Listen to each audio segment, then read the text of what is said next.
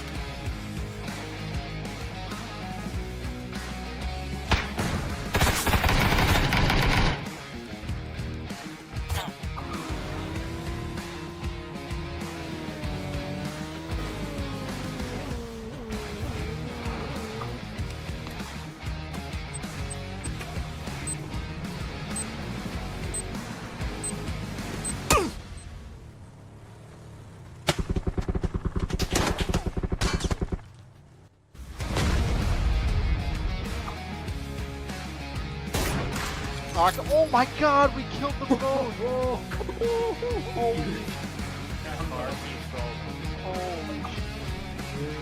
Up there. Guess all up.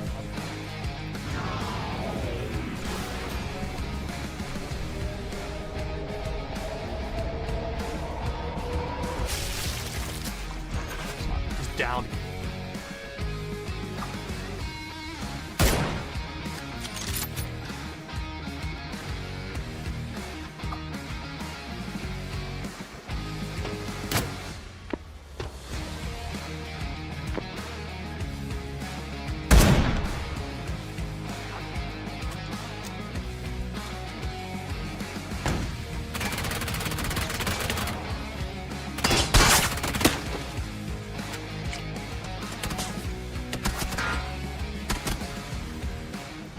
Oh, hell no.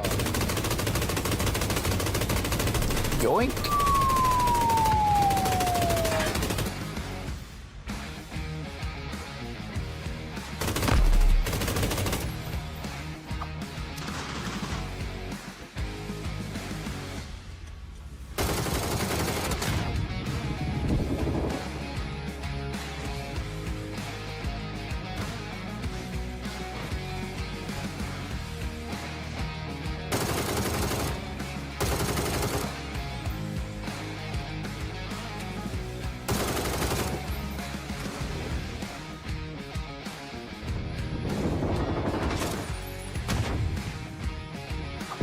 Tree's still jigging.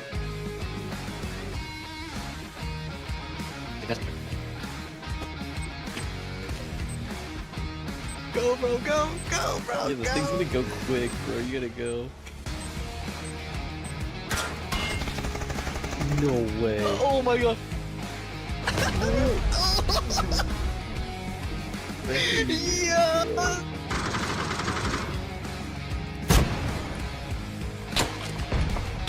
Oh, shot. What? No way. No freaking way.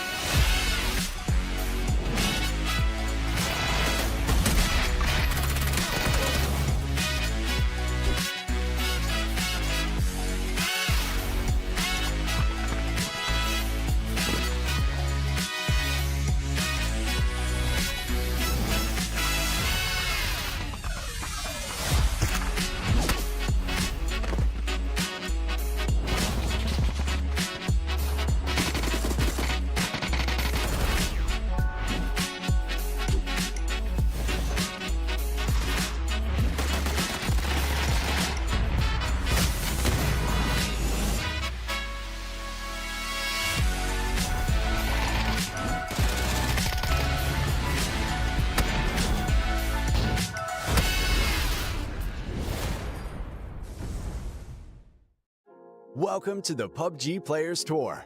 This year, we're introducing structured competitive play in third-person perspective mode for players of all ranks, levels, and ability.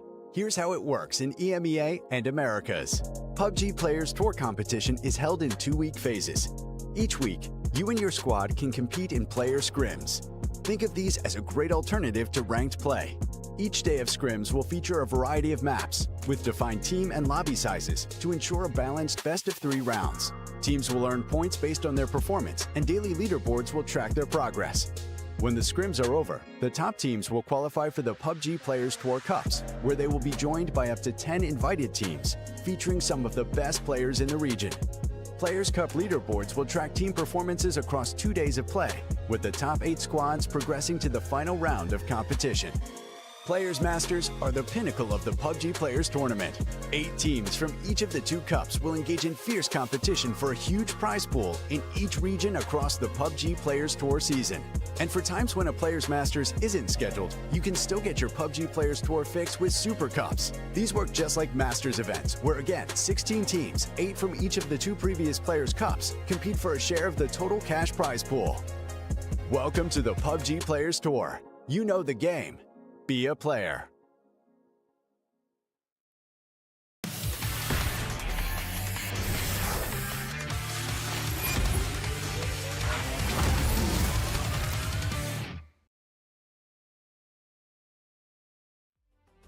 Welcome back, everyone, to the final day, the grand final, perhaps, of the PUBG Players Tour Super Cup number 3. My name is Cameron Davis, joined by Godspeed, and what we thought going into yesterday was potentially a 2-horse race turned out not to be the case. We still have Luminosity and Team Mira up there at the top, but they are joined by a couple of their other enemies on the field there. So, Godspeed, I have to say, I'm really excited for what today is going to be.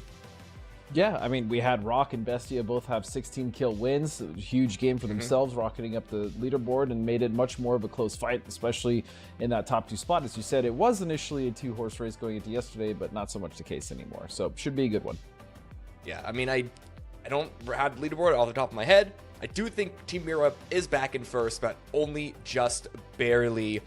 But let's see how things are going to happen today. It's the same format, 4 games a day, best of 12 series overall. We are 2/3 of the way through. We get 4 more matches here, and as usual, it is only 1 match played per map. Makes it short and sweet, and also, Godspeed, it means that there's less time to recover from mistakes, but also when it comes to map, you aren't going to have those sort of repeat chances on Miramar and Erangel. Yep, pretty much. I personally like this format. I think the 4 days solid, especially one of each map, gives teams some good variety, as well as a good reset going into each new game. So yeah, that's and it's the best of 12. So again, the Cup's shorter format, less games to play, but overall more games throughout the year. Right, you have a bunch of Cups and scrims, which we'll get into soon as some of those are coming up. And yeah, so I like it. It's great. Yeah.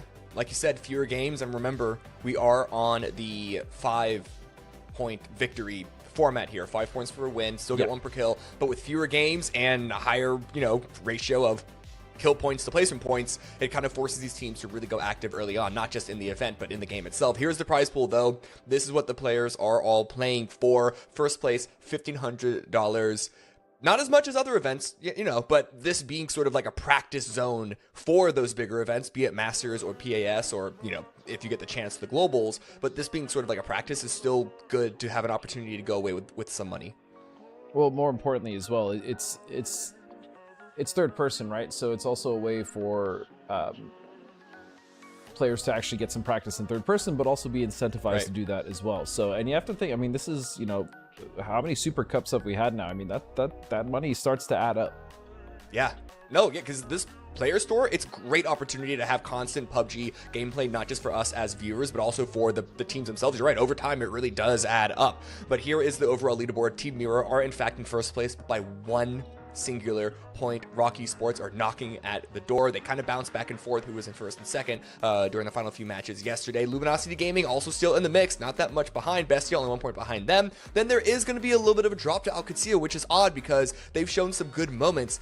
They just weren't able to really fully push into the ability to have like those 1 or 2 great games that you need in order to be at the top. But if they have a good day, we could still see them back in the mix themselves. Yeah, I think the I wouldn't really call it an issue, but the one thing I have noticed about Al Qudsiya that is different from the other teams that are currently above them is that Al Qudsiya, I feel like, is almost still playing the format as if it was like the 10-point format, right? They're just playing solid and trying to make sure they make it to the end game and then eventually go for the dub. I feel like they could be more aggressive, especially in this lobby, especially when there's so many teams that you know they do have an upper hand on. I feel like they could flex out and be a lot more the word I'm looking, oppressive. There we go. Yeah, exactly. Especially with players like a Cowboy on that roster who we know like to go very aggressive early on in the game. Yeah. But like Cowboy being one of the new stars onto the scene of America's PUBG, you too could be the next one right after him. Hit ! Register to join in on the action. Starting tomorrow is when the scrims, aka the qualification series for the next cup, start. So get involved. Through the next cups will be qualification for the next Masters. So there is still going to be a lot on the line, still a lot to experience, still a lot to play for. Godspeed, I don't know about you, but if I wasn't so busy, in fact, I might even carve out time. I actually might take part myself. Oh, really? You know what? I feel like you do really well, Cammy. I think you should.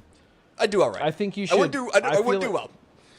I think you would. I think you should not only enter and build the team and join, but you should also do that and cast at the same time, because then you'd also get access to the mini map. So you'd be great if you really think about You're right. it. In that case, well, okay. We are on the delay though, so I don't know how great it would be. That's true, but actually. What is this? That is Talk true. about greatness. Why are we hot dropping here in Portona of all places? Razav. I mean, they're not even going out to DM again, but Razav are rated. I know this plane path is bad, but and Fisher opening up with a bolty headshot. Nice, right on to Tony. Yeah, I'm pretty sure this is a symptom of the plane not being great, right? Cuts off a lot of the east, and so because of that, I'm almost positive both Razav and PD were like, you know what, we're just going to drop, we're just going to loot fast and start the rotate. The problem is not only have these two teams done that, we've actually seen Razav do that on Rondo as well, but you also have For Nothing and Quattros Konos that are also have the same idea, right? Drop, loot, and then start to rotate. So that might cause some rotational issues for them as well coming out of Portona. Yeah, that bridge camp, especially because For Nothing for sure, and likely Quattros Konos as well, is going to be hearing the shots, hearing this action, understanding that there's likely a team in Portona. But, you know, we've seen hot drops last a long time, especially ones that Team Razav are involved with. So if that starts to last a while as well, the teams in front of them, they don't want to throw their whole game just for a couple of points, even with the value that points have in this format. Yeah, I mean, we'll have to see. Honestly, when it comes to Razav, I feel like they are willing to sit in the blue as long as it takes. I mean, we saw it with again with DM in 2 games, both of them actually being rondos on separate days. But yeah, they're willing to stay in there for forever if that's what it takes. I'm not quite sure For Nothing. I know Al Qudsiya definitely won't do that. I mean, they're probably just going to get in the circle edge on the southwest and start working that, but we'll have to see. I mean, either way, PD is down 1, and I'm not sure if they got the chip for that yet, but it looks like there is now a split in the road. Wait, sorry, the emergency cover flare I think was thrown on the roof. Is he going for a Goomba Stomp kill? Wait, did any of them okay, well, that's a good question actually, but unfortunately it's kind of working in Fisher's favor now. It's like, thanks for the extra cover, brother. Now I'm just going to use this to get all the information I need. Yeah, and this is the thing. Like, how much is it worth it? But yeah, go ahead. Just because there does seem to be another potential drop elsewhere on the map, but we'll go back to that in a second because this is getting hot and heavy real fast. Glock with a nice double knock in tandem. Tavon there to back up and confirm those kills. And even without helmet, even without perfect gear, potentially dangerous are flooding these buildings, trying to remove the rest of Razav from this position. Gab with a Panzer. We know how scary this can be. Even if you end up going up with the Panzer, get knocked by your own Panzer as the close quarters engagement, still worth. You have teammates to revive you. Getting rid of a hot drop like this is pertinent. If he takes one down and he goes down, that just leaves it to a 2-on-1, and I like those odds any day of the week because you can just play for trades. So Gabriel, if he does commit self-knock here, I think that's just fine. And he probably will, just being how close quarters like these hallways are. We'll see. Oh, just don't knock your teammates, though. Careful, the backblast. Yeah, a bit disorganized there. Gabby got body blocked a little bit. would want to have this player go first. Okay, Ooh, he hears the flash. He knows where he knows where he's at now, and he's flashed. Oh, but he gets it off anyways. There's the self knock, and now it's just a 2v1. I wonder if that was cued by a teammate, but yeah, 2v1 rushing in right now. Saw him swing up to the side, tried to go for the drop shot. And that is going to be the full finish, 5 potentially dangerous. They do lose Tony. Gab can get revived easily. And I don't think that there is a blue chip revival station actually here in Partona. Oh, duh. I should look at the minimap and not the overall map, and I can It's see right it. there. But here's that other hot drop that I was talking about in San Martin. I see. Much That's slower why. of a start. Yeah, and I mean, that makes sense when you look at the teams that are involved, like 55 and really D1. 55 can be pretty aggressive, but this is just a newer team, right? They're going to take their time. They don't want to overcommit to something they're not confident in. So, and that's fine. You know, take your time, especially if, again, that's the beauty of these cups is, yes, you do have a lot of newer teams, but the nice thing is they actually get to play against some of the teams that are not only playing, you know, regionally, but also sometimes internationally. So that's a great... Right. That's a wealth of experience for them to gain. Win or lose doesn't really make a difference. It's just good experience. Carlos now holding the corner with the shotgun. Another Panzer in play. He saw the Panzer. Got to go fast with it. Going to try and swing out, but it's going to be Samcro with the knock there. The timing not favoring Carlos in the peak. Something could have happened. Could have made something out of that situation, but unfortunately not going to be the case. And the rest of D1 have been sort of ferried around by Pippa, unable to move. Pippa, we see the bike in front of the door. It's going to make it difficult for teams to fully push his position up here. So as far as information goes, Pippa should be feeding a lot of that towards the rest of 55. Yeah, I like the bike. We've also seen like foldable shields right in front of those doors. It makes it just a nightmare to get past and actually push. So Pippa's giving himself some good opportunities, even if he is pushed by multiple people, which it looks like he's planning for that. So we'll see how he's going to handle that once they do pop that door open. But Factor, very patient, just holding that. What is that? The S886, the over/under, 686. Excuse me. We do hear some shots in the distance. We saw DM rotate up, and it seems like they're getting into a bit of a scrap with Santasticos. Again, this is the final day, guys. We got 4 games left for some of these teams, like 55, who are, I think, in, 9th place, 10th place, DM, who are closer towards the bottom, SDS, which are closer towards the bottom. Like, you really got to make a go for it if you want to make some major headways. And with only 5 points there for the chicken dinner, you cannot rely on having one good game to really swing yourself up. You need to have, a series of solid games in order You to need kills, right? That's the most important Yes. thing. You need the kills. And for some of these teams, that's just not really how they play, right? 55 generally will play for position more than they will play for actual kills. That being said, Pippa being on that team, I think, kind of changes things because it's been on a lot of great teams regionally and found a lot of success as well. So we'll see if they actually do flip a switch, but I suspect this is going to be more of what we're going to see. Just very slow, patient, methodical. Yeah. Oh, a great grenade. Oh, what a nade. Oh, we Just thought in Pippa time was as well. safe. Yeah. Look at Philip Howe even ran all the way out. I thought all 3 were in the building, but he runs out to find the angle. Perfectly well done. Just in time for 55 to make the charge into the building itself. I think Pippa does have a bit of time. I don't think it's going to be the easiest to flush him at the very least, but this is such a big building. You can see Carrick just running around, making sure to clear all angles, figure out which stairwell they want to take up, if they want to go that way at all. Well, I mean, I'm surprised Pippa has not been flushed yet. They have not pushed on the roof to just flush that. What? Oh, I see. He's prone with a... I mean, surely he's going to be able to see that. Oh, no, but he's not playing in third person. That's right, because this is a really bad angle to play in third person. Oh, he saw him, though. Oh, but it doesn't matter. Factor's going to find that one easy. One more coming up. He saves 1 round. Really smart stuff. That was actually really well played by Factor. Well done. Really well done. Wasn't able to get... Oh, he was able to get the second knock. I thought maybe zooming into the 4X instead of hip firing would have been the bit of the mini mistake there. But yeah, able to get 2 on the defense. Solid hold for D1. They're really turning things around. All in the Psycho case, now. This is more points they've gotten in a while, right, Cam? So this is just what you like to see. Now suddenly Psychos need to slow it down. You can see Deportivo Merlo in the minimap. They're trying to take some angles themselves. What?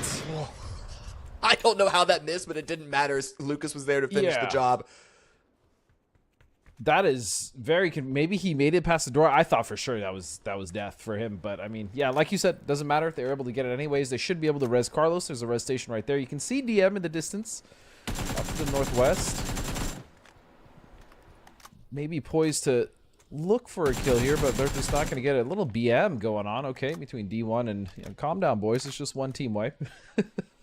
Right. Yeah. But at the very least, they're in a pretty okay position in this circle. You can see it right now. Everyone's getting involved. We still have 4 Happy Men's coming in from the north, potentially Dangerous coming in from the south, and Quattros Konos, who were on the south originally, still gathering more loot on the east. But it's a hard shift once again, Godspeed. Hard shift to the northeast. This is like the one area that no one was playing in. AKM are making a move. Bestia are making a move to try and make a break for a better position. But all of a sudden, we need to worry potentially in the future about that big old trench coming in from the west of Al-Azhar. Yeah, that valley. So we talked about yesterday, one of the worst spots to play at Miramar was one of those southwestern circles, right? You have to cross those huge valleys.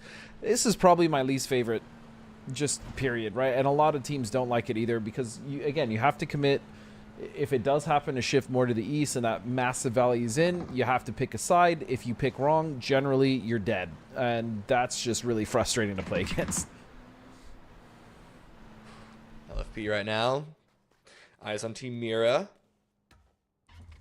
The final boss of the PUBG Players Tour. Their constant performance in these events has really, really turned a lot of heads. Yeah, it seems like And they're it's a new also logo. adapting to TPP as well. That seems to be their wheelhouse. Yeah, no, they're doing a really, really good job here. It's a new logo, and I'm not quite sure on how long the full 4-man roster has been around, but they're players that we are relatively familiar with here in the Americas. Yeah, I mean, we've seen these players around for a long time, of course, with varying degrees of success as well. So great to see that they're still playing.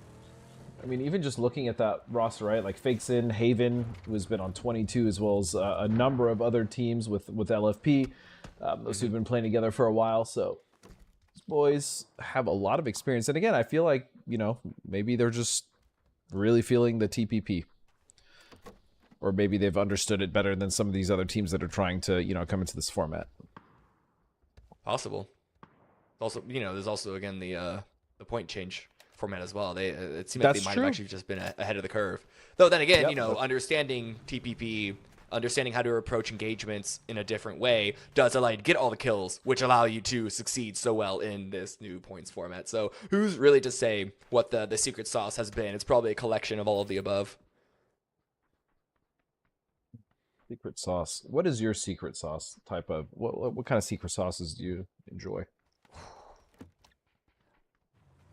I just really like a nice oil mustard emulsion on my salad. Okay, That's the go-to one. I'm a Thousand Island man myself, some sort of Thousand Island secret sauce, but yeah. Okay. Oil and mustard. Okay, it's not a bad combo. Yeah. I mean, obviously, I have In-N-Out, right? So I'm gonna love Thousand Island spread or something in that vein. So yeah, it's kind of a biased question, I guess. As Jam and Al could see it. Actually, this is a duo fight here between Youngbloods, and it's a 3v2. But again, I would bet my money on Al Qudsiya. And again, I'm hoping not they just get on the more MG3. aggressive. Yeah, again, MG3 or not, I just feel like Al Qudsiya just has more experience, more know-how. Yeah, but they are. And from what I've seen in Youngblood's team fights, it does leave some to be desired. Again, they're growing. We've seen some pretty cool stuff from them, but yeah. So, next circle, bit of a medium shift to the north. It pulls away a lot from that trench, from that valley, but the fight between Al Qudsiya and Youngbloods. There was one knock against them, actually, from an alternative angle coming in from 4-0, I believe. That's going to get stolen away by Cowboy. And so now Al Qudsiya are on the move. Roth is there on the far Overwatch position. Cowboy's grouped up to make this a 3-person push. One person from Youngbloods still in the smoke, runs out right to the waiting arms of Rello. Going to grab that one quick as you like. Makes this now a good tag in the 3 versus 2 and the far range follow-up. That's all he needed. He immediately switched. He didn't even go for the headshot because he was moving. He's like, you know what? All I need is a body shot and I'm good to go. Finish it off with a spray. Great stuff from Cowboy. Yeah, this is just what I mean too. When it comes to Youngblood, like, if you look at the position that they were set up in, they did not leave themselves really good angles to go for that fight, especially if there was knocks on the hill, which there were, right? They couldn't really support. You saw the off angle from Cowboy, and oh, what is happening here? And Zito's going to find Jimu, and they're crashing, but it's not working out. For nothing. Give him another. Crashing for nothing, actually. Oh, final shot right in the butt on the way in, and Zito has been doing so much work. We do see Youngblood's gonna eliminate. That's a grenade. Ooh, that's a grenade. That's a good equalizing factor there from Lopez, but still 1 versus 3 now.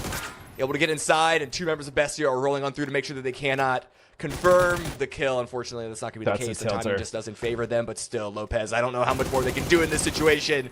This is gonna be the spray down from Vinny. They lose 1, but they hold on to the compound. That's annoying, though, if you're in Zaito, because there's no res stations close. If they want to actually res, they have to drive somewhere, and then he has to come back, which is possible, but there's an option or an opportunity for other teams. You can see Alcancir here moving to crash them if that's the case, so not the best, but still amazing stuff from Zito before he goes down. The spray from Snickers onto DM, and it looks like they're running into just a bad part of town, as LG has this covered very well. Yeah, this west side quite open. A few pockets of fields for teams to be playing through. Now Fox goes down. Only 3 in the round coming into it, it looks like, for Luminosity, playing at a bit of a disadvantage from the start. We haven't seen Rock or Mira start to put massive numbers on the board yet. But if Luminosity kind of struggle in this opening round and then those 2 things happen, or even one of the things happen, then we could have a very difficult climb for Luminosity to get back up into first place once again. Yeah, we'll see what they can do. I mean, they still have 3 at the very least, as you stated. So as long as they can recover and move in, I imagine they'll find their mark on a team that they can crash. I mean, Systematicos is right in front of them. I believe they had a really good fight against them yesterday where they kind of dismantled them. So see how that one works out, and this one is going to shift. And I mean, at least it's not on the valley, but man, there's a lot of open space here without cover. Yeah, it's a hard shift as well. We get a bit of a revival. 1 PD, 1 D1, both from teams that lost a player in an initial hot drop. Problem is, where are they going to collect loot? I hope their teammates brought them some stuff in the trunks of their vehicles to sort of give them something to play with. Yeah, and PD. But oh, this is not good. Nanavan's trying to. No, Nanavan's flying in. Gabby was trying to group up, but Team Mirror are hot on the heels. They picked that one up. It's stolen away by Lost. But Team Mirror, I like how they just knocked him and it's like, someone else could have him. Like, it's kept going. Like he was an afterthought. That was so disrespectful, actually. Oh man, PD though. Like a gangster throwing a wad of money at an underling. Yeah, basically. That was super disrespectful. I mean, it was great shooting as well out of the car. It was a quick knock, but yeah, that was... Oh man, that was funny to watch. D1 with an opportunity here to get some kills. However, they really have to watch out for their south side. As is QAD and Bestia fighting with Rock on the horizon as well. Man, that's a crazy south side. Meanwhile, DM getting in a huge fight. They do backstab a bit here on PD. They're going to get some kills, but they lose 2 in the process. There's one more member of PD. It's going to be Tony. Looking to be pushing around through that smoke. Down to half HP. Goes up with the vehicle. Deportivo Melo steal this position away. But with the amount of fire that's still coming down from teams around them, is this really that worth it of an attempt? They got the kill points, right? But they're still going to have to work to survive. This is an issue, though. I mean, when you're going up on this ridgeline, you have to know that your back is completely open. And again, this just comes with experience.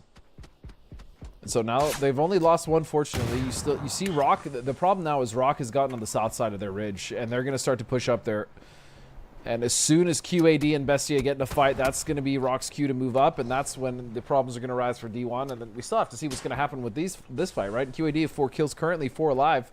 Bestia, though, is pulling up ahead of them in the circle, which means that their entry point is going to be that much harder to get in.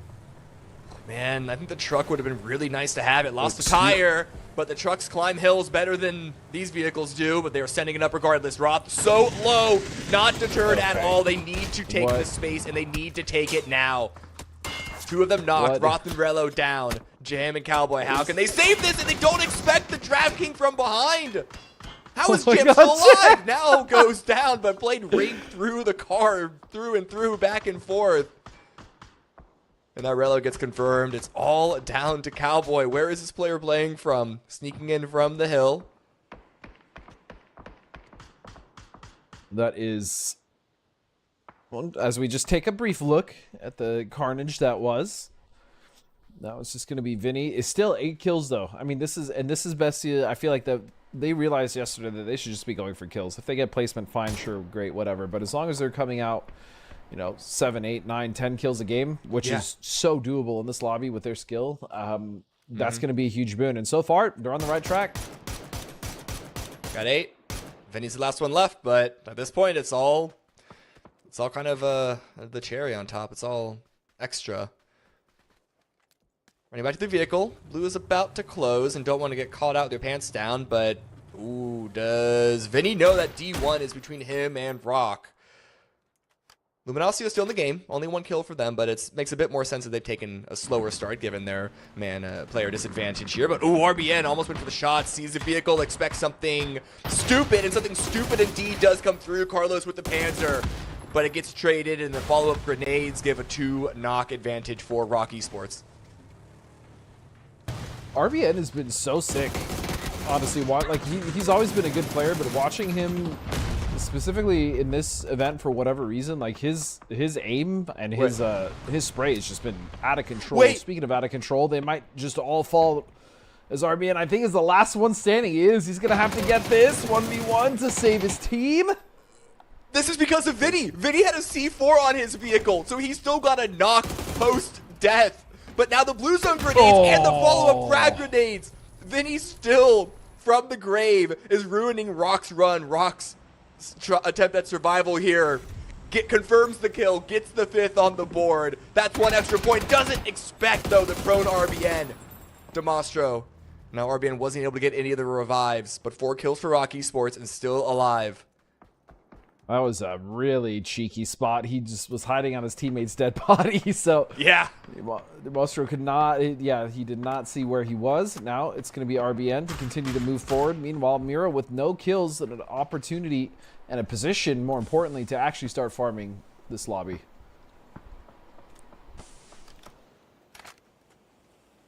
Zero kills for Team Mira. Bit of a shock. I feel like you've said that all 3 days in the first game, and then immediately it's almost like they're like, just chill, Cameron. We got you. Yeah, we got you. Honestly, at this point, you're right. If you get surprised enough, suddenly you're having unreasonable expectations. They have been picking it up later, though. But yeah, for whatever reason, first couple games, they've just had slower starts. I don't know why. Yeah, yeah. Oh, easy there, big fella. Okay, Bizzler gets the 2nd kill on the board for Luminosity. And then bit of a medium to hard shift up towards the north, again away from the majority of the players. Good for 4 Happy Men's and Quadros Konos. Haven't seen too much action from either of them. Unsure how many kills either of those squads have, if any. I mean, the amount of hardships we've seen just this weekend is kind of almost every game has had just hardship after hardship. Like we're used to seeing them, of course, but I mean, it's just been I almost want to say excessive. Yeah, for these players at this point. But I mean, I'm here for it. Hardships do make for entertaining games. Right. I don't have to play it. Yeah, I'm not. I'm not in there. It's not my decision making that gets called into question here. I mean, that's the thing. It's so hard to call on a hardship that can't really put a lot of blame on the players or the IGLs because, like, after dealing with 2 or 3 in a row, after the 3rd or 4th one, you're just like, bruh, like, come on, please. Yeah. Screw it. Just send it. Let's go center boys, you know? Oh, no, that's bad. A bit late on getting to the vehicle for Depot from Merlo. We'll see if they fall to the blue in the kill feed. Doesn't seem to be the case. But still, coming in low. Yep, it still makes it easier for LFP to grab both of them. All right, the Team Mira Avalanche has started. How big of a snowball are we going to get?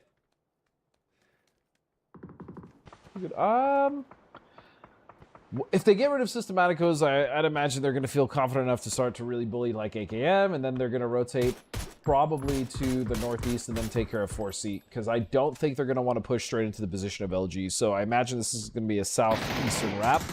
We'll have to see, though. I don't want to count off Systematicos too early, as they are just a duo now, but with a FOMIS in hand, yeah, you have to imagine LFP is going to clean that one up. Oh, hold on, Bizzler. Wait, this is huge. Bizzler with the knock. Vixen's still going to confirm that kill. Out in the open, down to half HP. Gemmerpack's going to help. Lost is still kind of pitted below them. And then AKM as well, applying some pressure. So there's a lot of warning coming in from both sides of Team Mira. No real, like, obvious answer for direction that they are going to want to push.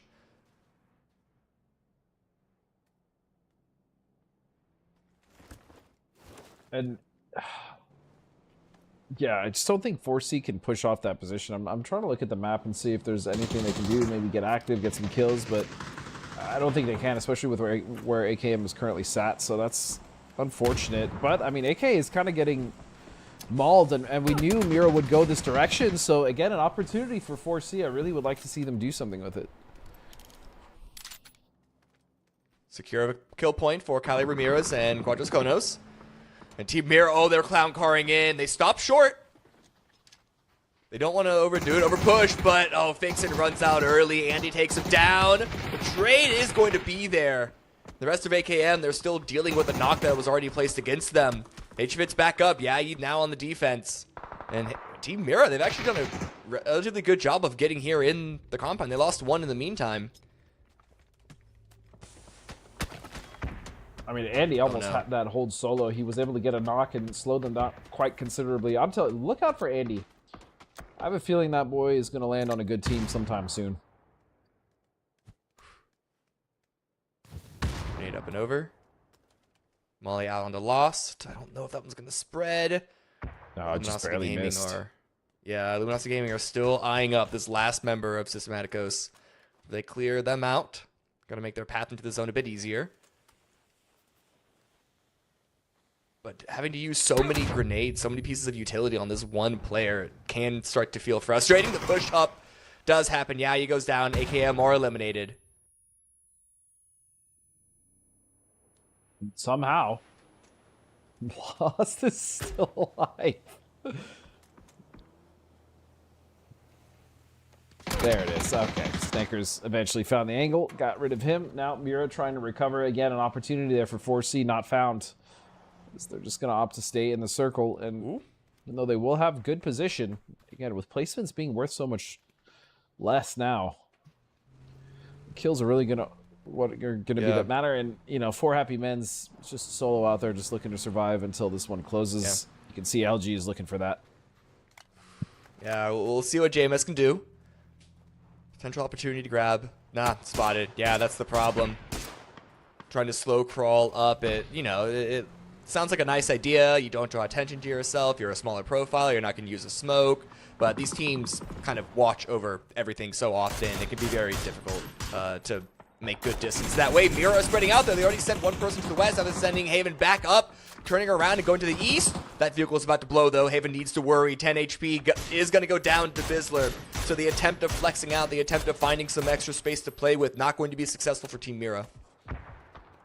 And they really need to find a way in. I mean, they're in the blue. Fauna taking damage. Yeah, you can see LG with just the freest sight lines, and this should be it for Mira, which means that at the very least, Quatros, Condros, they're going to find themselves in second place. I think is their best placing yet.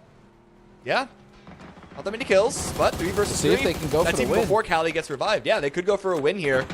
Luminosity are playing up against them, very aggressively so. Vox loses his vehicle, running out in the open again, using that little sliver of a tree, but it's Bizzler that's up close and personal. Multiple grenades go their direction, BZ as well as Frag. Cali has yet to get revived. Oh, Bizzler spotted, I think. The last second. The player off on the side. Naker's trying to, wants to just get a molly or something over there, but to put some pressure. This is down to a 3-on-3, and this is a very important anchor position here for Cherry Blossom because he's holding off LG from actually pushing over that crest and just kind of getting rid of his 3 members going for the res. So Very smart for Cherry Blossoms to not go down and to continue to kind of hold the line. They aren't going to actually get that res, but even still, they're having issues pushing. But now with the smokes, the opportunity is there, Cam. Vox is tired of waiting. Thought they were going to stun themselves through, but instead is going to get a position in the smoke and jump spot over it. A lesser used tech of third person is being able to basically see out of the smoke when they can't see in. Vox, though, out in the open, maybe got stunned. Himself goes down. Oh, looked like another knock on his Snakers, but just barely surviving with 1 HP. And now it's all on to Cherry Blossoms. Luminosity Gaming, they found the angle to avoid this anchor. And now it's a 1 versus 2. Can Cherry Blossoms steal this away from the dastardly dynamic duo of Luminosity? Not going to be the case. Just going to deny a point at the very end. Man, and I mean, at the start of the game, you said LG only were able to load in with 3. That seemed to be enough. That's all they needed. Yeah. As that's a 10-kill victory as well, so that's 15 points. You got to imagine it's going to shoot them right above Mira because they were only behind by 1 point. So once again, they take control of the lobby. Yeah, no, it was Rock that were behind by 1 point, but I think Luminosity were only behind by like 6 more. So yeah, we'll see. It definitely puts them into the mix, if not back in first place. But this map was weird. Why did we get a Partona hot drop? This is the last Miramar, though, so people making their last hurrah on the desert map. And this hold by Factor was insane. Unfortunately, we couldn't see the entirety in the replay package here, but there was so much action. We gotta give time to everything else, like this spray here also deserved. And this hold by Enzito, ridiculous plays throughout the early and the mid game for sure. It's really unfortunate that they lost Enzito there, because again, there was no res station for them to have, or at least to res in. That was even close, and they had just barely missed the timing on getting him up. Either way, Rocky Sports RBN able to kind of clutch up for his team a bit there. He did get a total of 4 kills, and then Quattros Condros, again, this is their best placement yet, 2nd place. And they had at least 3 or 4 kills, so not a bad game for them. That actually should go a long way on the right side of the leaderboard for them, so great to see. Yeah, because they are fighting to get out of last or close to last place, I think, at the moment. Still only 6 points for them overall. They're 5th place in the match leaderboard because the amount of kills that we see Team Mira and Deportivo Merlo, another team that's trying to get out of the bottom of the leaderboard. They did even more work as far as kills are concerned. But Luminosity Gaming up there with 15 points. Bestia up there with 10. This is going to be such a tight top of the leaderboard, Godspeed. It has to be. Let's just go and look at what the overall leaderboard looks like. It's got to be close. Yeah, let's see what we are working with here, as it is going to be, in fact, a very... Wait, Mira's actually still in the lead by 1 point. Okay, I thought for sure Luminosity would have taken the lead back, but I guess not. Rock not far behind, only 6 points behind first place, and then Bestia, yeah, only 7. Okay, we got a real series here. I could see it. Again, I just want to see them get more aggressive in this lobby. I mean, just start hunting people, kind of the way that, you know, LG and Bestia have been doing. Yeah, for how I could see it, it's been odd because it was strange earlier in the year, especially when they started playing this new, more aggressive kill-heavy points format. It's like, guys, you have Cowboy and D, some of the most aggressive early game players ever. Like, it felt like they weren't really leaning into that play style. And this event, they've been playing with Jam over D. I don't have any explanation for why that is, but maybe that has something to do with it. Something because like it seemed that in like the previous cup, I think the cup they qualified to this Super Cup through, they were able to lock into that sort of play style that we expected from them. But now with Jam instead, maybe they can't do it. Who knows? Who's to say? Yeah, I don't know if it's necessarily all on Jam. But I think overall, I meant in terms of play style, not like not ability. Sure. I'm not trying to No, shade Jam here by any case. That's not what I don't think you were saying that as well. But yeah, again, with their experience and the people on that roster, regardless of whether it's Jam or D, I think they should just be finding more kills and more success there. Either way, it's fine. That's the first game of our last day out of the way. We are going to take a short break, and when we come back, we are going to go to Tego. We'll see you soon.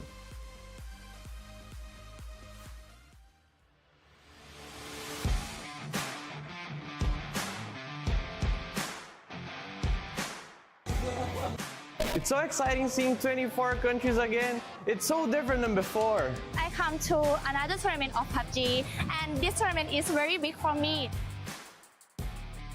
I won't lie, it's my first time and I'm nervous. 非常的羡慕，然后很向往，所以这次能参加 PNC 还是对自己挺骄傲的。I enjoyed playing the game with you guys and enjoyed the nice trip to Korea.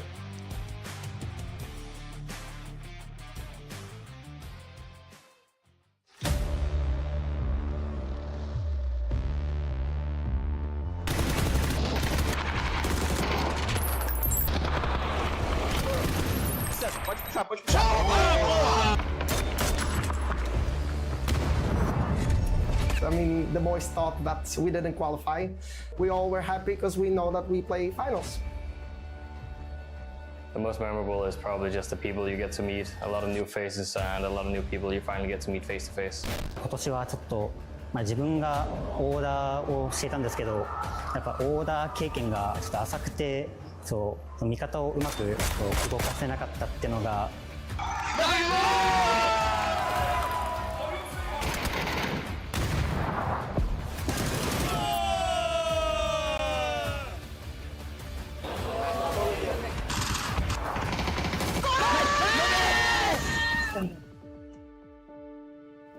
PNC is like an unscripted movie, and I'm very excited for next year.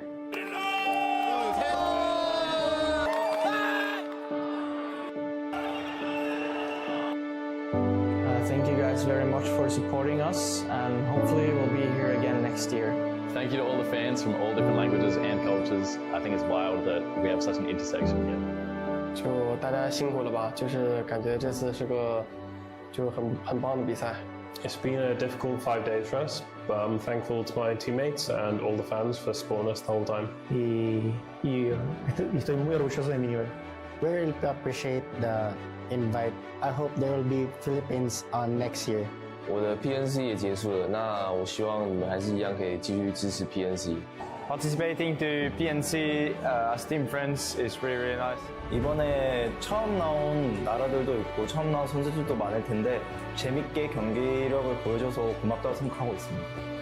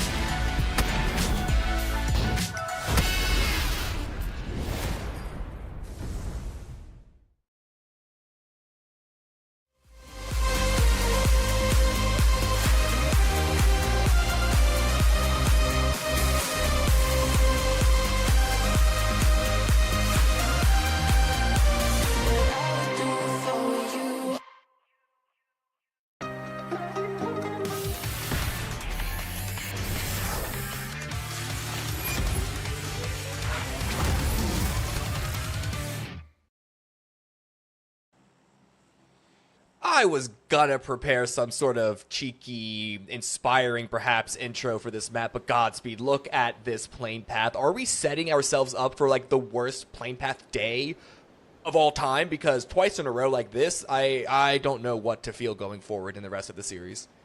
Yeah, I mean, we were already dealing with hardships almost every single circle and every single game this weekend, and now why don't we just sprinkle in some pretty awful plane paths for these teams to stretch out and go where they want to go, as this one is as far west as I think I've ever seen a plane on Taego. Yeah. You can see the symptom of that is multiple teams, again, dropping as early as possible to get the loot and then start their rotations early with gear, but we'll see if there's actually a hot drop. It looks like Quattros and DM are going to be potentially fighting here, with AKM on the outskirts with an opportunity to third party.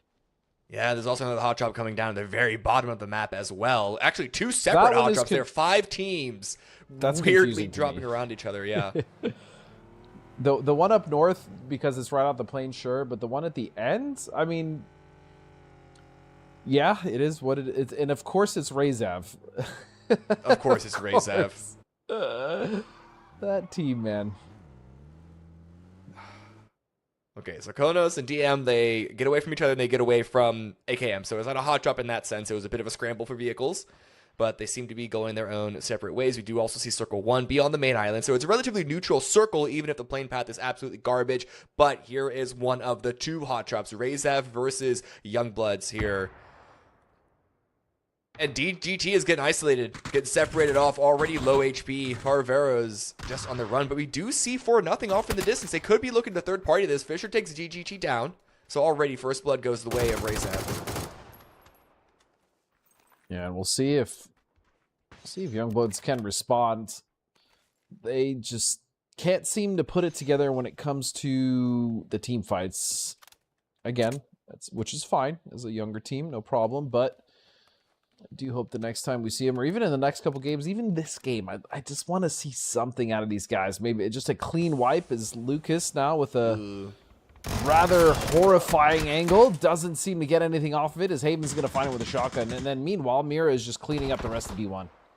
Yeah, that's not, I mean, that looked like an enticing angle, but not with a Vector. Not with a Vector without an extended mag. That's probably one of the worst weapons to actually take that fight. I mean, he was good for one at most. Yeah.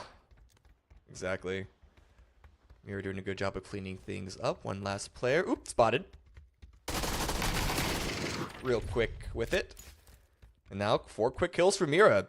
So they're looking to maintain their lead. Luminosity knocking at their doors. Rock Esports not too far behind. Like Team Mira want to get things started. Like they want to make sure that they can maintain the lead because we are running out of time. They want to make sure that it doesn't fall out of their hands at the last second.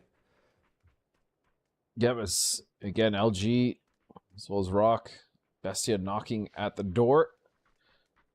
So Rezav, again, this is just not surprising from them. Very slow approach, very methodical. They don't rush things. They pretty much do things on their terms, and you know what? It works for them. Yeah, very European way of playing the game. You Americans, you always want to work all the time. Why can't you just relax? Learn to stop and smell the roses. Drink some wine. Are you sure the Americans aren't the lazy ones?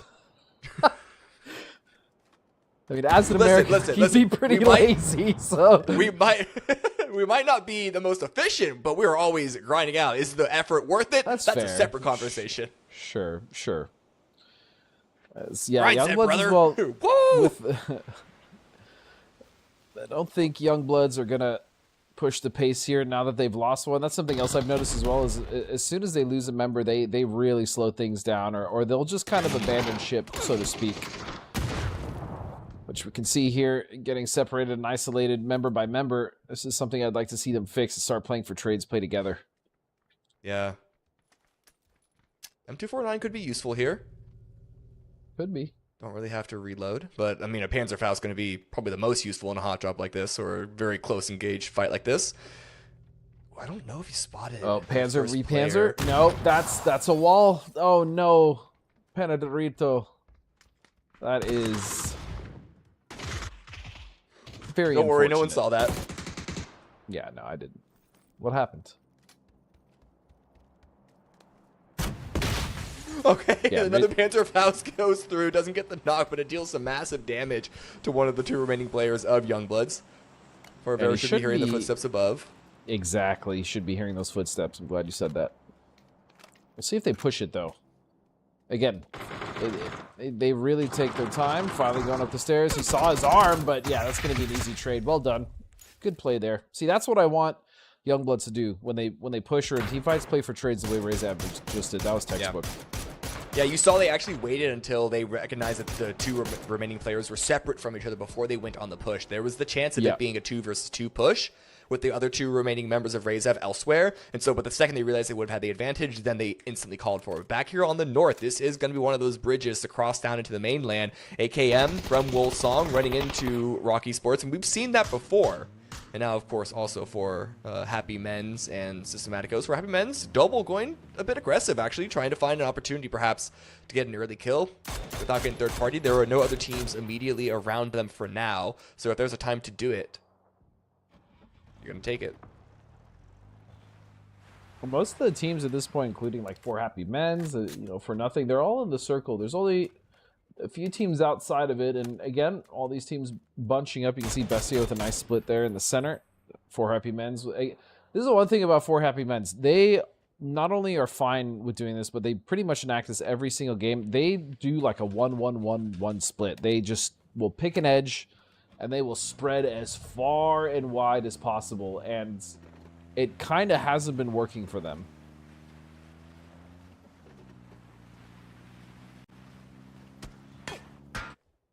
Doubles pulling away from that. Now back to AKM. They've lost 2 players. Andy and HFit. I know Rock Esports was able to get at least one of them, likely both. So figuring out how they can even get across this bridge, maybe go to a different bridge. And you can see this for yourself if you go !map in chat, open up the map feed on a separate screen, you can see that Santastico is pushed out to the east to watch for any sort of eastern transition by AKM. They really want to make sure that they can wipe this whole entire team. Bestia now seeing Deep T from Merlo landing in with a emergency. Why am I blanking on what it's called? Whatever. They get zipped on into the sky. Pickup? Yeah, there it is. Emergency pickup. Wow, yeah. What's it called? They get picked up by something. What's that called? If only there was a word. See, Vinny and Bestia again hunting with a split, and this is potentially what could win them today. So I feel like they've been on the hunt more than some of the other teams in this lobby. Yeah, they are, for the teams at the top, it feels like Bestia have been the most sort of hot and cold, where they have really, really good games, but their lows are also lower than all the other teams in the top, what are we looking at now, top 4? Yeah, top 4. Hopefully they can keep this this high sort of hot streak running. It's top 5. The last game was pretty good. And they have 60 flat. Yeah, last game was good. Again, they're just looking for kills now, I feel like, which is what they should be doing. Again, a team like this confident should absolutely be hunting the other teams in this lobby.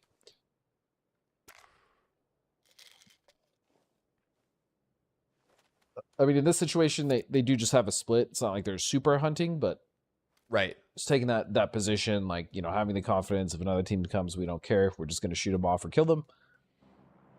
Yeah, they're not hopping into vehicles and like chasing people down type of hunting. That's like a level of aggression that, there's such thing as too aggressive.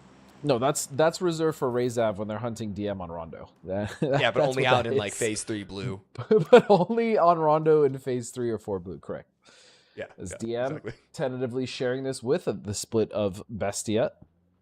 Mira, meanwhile, just off-center dead in this very nice compound. 55 as well, not opting to move in that split. And yeah, we're just waiting for the first shift as Quattro's coming in very late on a very open eastern side. And it's well called that it's open, again, because of the plane path. Even with teams extending, it still can't expect that to be too packed, too populated. But now the circle is going to continue to favor where the plane path went through. It is a hard shift to the southwest, but as far as where most of the teams are playing from, it's really just a hard shift south. There aren't that many teams even then that need to move too much to get into the zone, but we still have the teams on the north of that, like Rock Esports, like Alcacia, who are still bumping themselves down. 55 Esports watching Rock go by. Could be seeing Alcacia come into their zone of territory shortly, and they are on a 2-2 split. Let's see how this plays out if Alcacia want to commit to the push. Seems like they're just cutting through. Not going to take the fight, they're just trying, split the difference. Yeah, I don't think they're going to go for that. Nah. No, they're gone. If anything, they're actually driving right into the sight lines, are the same rotation path as Rock Esports, who are wrapping towards school. Or they might even run into Mira here. Especially if these boys are, I was going to say quiet, maybe laying a trap, but no, they just don't want anyone sharing this compound or even coming close.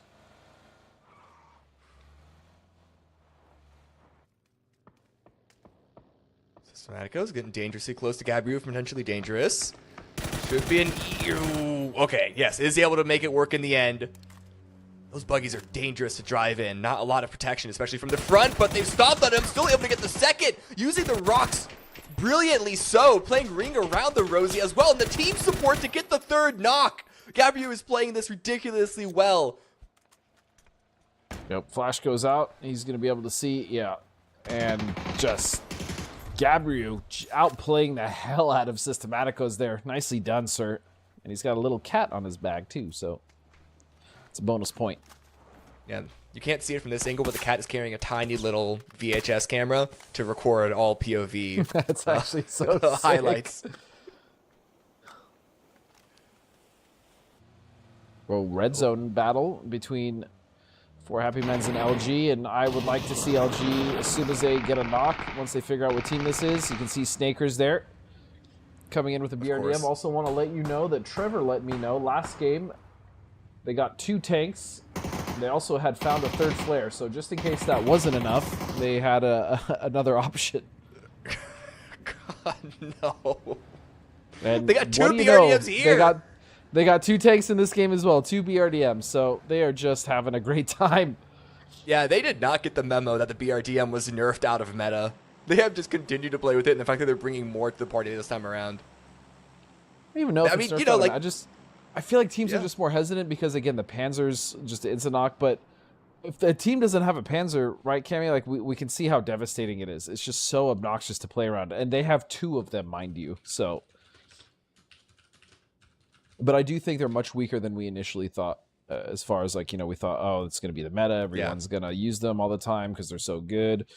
We kind of saw that in the beginning, right? But they are much less prevalent now than they have been in the beginning, for sure, past games. Yeah. Yeah, that's a mixture because of the discovering of exactly how to outplay it, and then the nerfs that followed, I think like a week after that patch dropped, because it was quite impressive, the C4 and the BRDMs in their own ways. Another hard shift. Is anyone really surprised at this point, though? Really good 4-4-0, holding a split. Are they going to commit to it? That's the big question. Phase 3 could be quite risky holding on to it, but we've seen worse. We've seen worse on the sides, maybe not in the dead center. That's the, I guess that's the other sort of context for this. It's still another hard shift, though. How many are we going to get? It's just ridiculous. And oh, Cowboy firing the Panzer right out of the vehicle. And these are 2 big teams fighting here. EMEA currently in first place. QAD currently, oh, look at this ring around the Rosie, around the crate. No way, Relo's going to find that one. And yeah, this is your first place team going down to your 5th place team, who had 60 points before this game started, which means that these are much needed in order they want to be able to catch the top 4. And they're going to be able to recover, well so great stuff. Oh, but Rocky Sport's going to spot this, get another knock. Jam running out in the open. He's able to get behind cover, but that's only 1 player up. Now 2 to revive on behalf of Alcatia, but the grenades flying in. I don't think any of them are going to land, but with Cowboys HP, okay, they should be good. They should be getting the revives. 55 now rolling up just to the north of them. That's going to make things tricky. Rocket getting pegged a little bit from off the distance. So they're going to retreat away, but 55 have eyes still. This is good aggression. It's kind of what we've been talking about, Cammy, just making sure that 55 is able to get involved, get some kills. I don't think they should have been on the bottom of the leaderboard or anywhere on the right side. They should be one of those teams fighting. As again, the experience, the skill on this team is much more than what we've actually seen from them this weekend.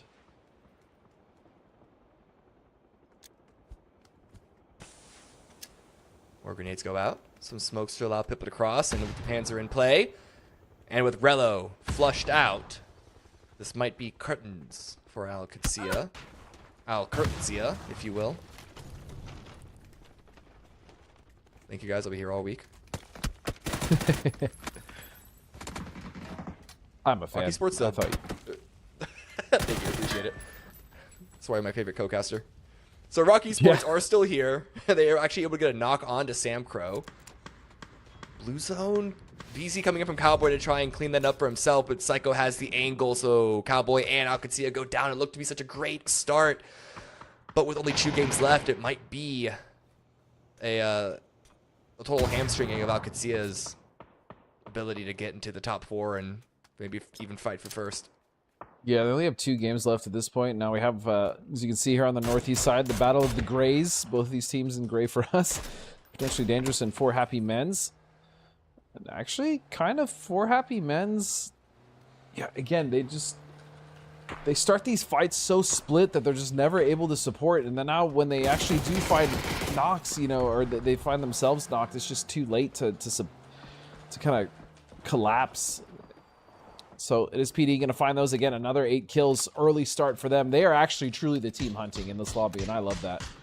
Yeah, PD is just awesome to see. They're very quick about it too. They don't take their time like a team like Razab. They are just in there quick. They want to get it done. They want to get the hell out, and they want to look for the next team.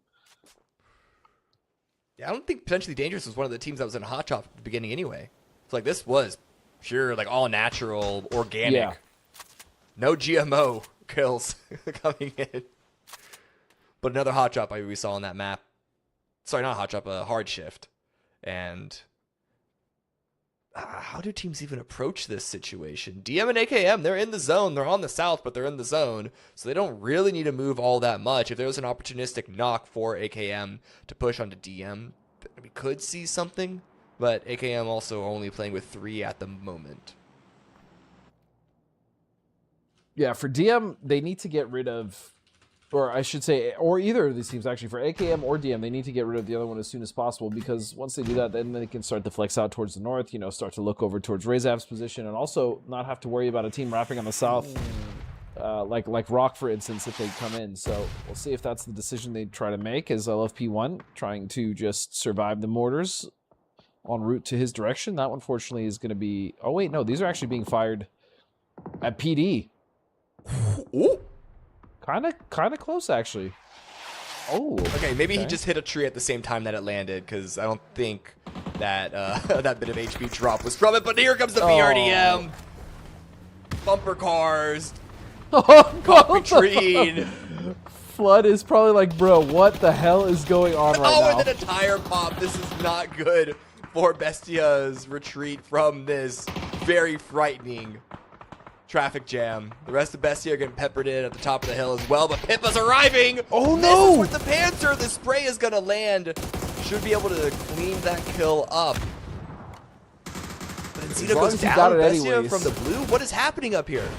Yeah, I don't know. This is an absolute mess. This is 55 LG and Bestia, plus you have 4-0. Well, 4-0 is a split right now. They're a duo in that forward position on the north. I think they should consolidate, because all these teams are going to need a place to stay. And they might just crash that compound. We'll have to see. But they've already lost... Actually, they haven't lost anyone yet. That was a member of LG I saw knocked. So far, so good, I guess. Sam Crow trying to get rid of one of the BRDMs. One of the 2 that LG have. Meanwhile, Karak's doing circles. Man, I have to thank you, Trevor and LG, for making these fun. At the very least, they're just having fun with it. LFB has a Panzer at the ready. Gats gets one, goes down to Vinny. But Bestia do get eliminated. Gats gets stolen away by Psycho.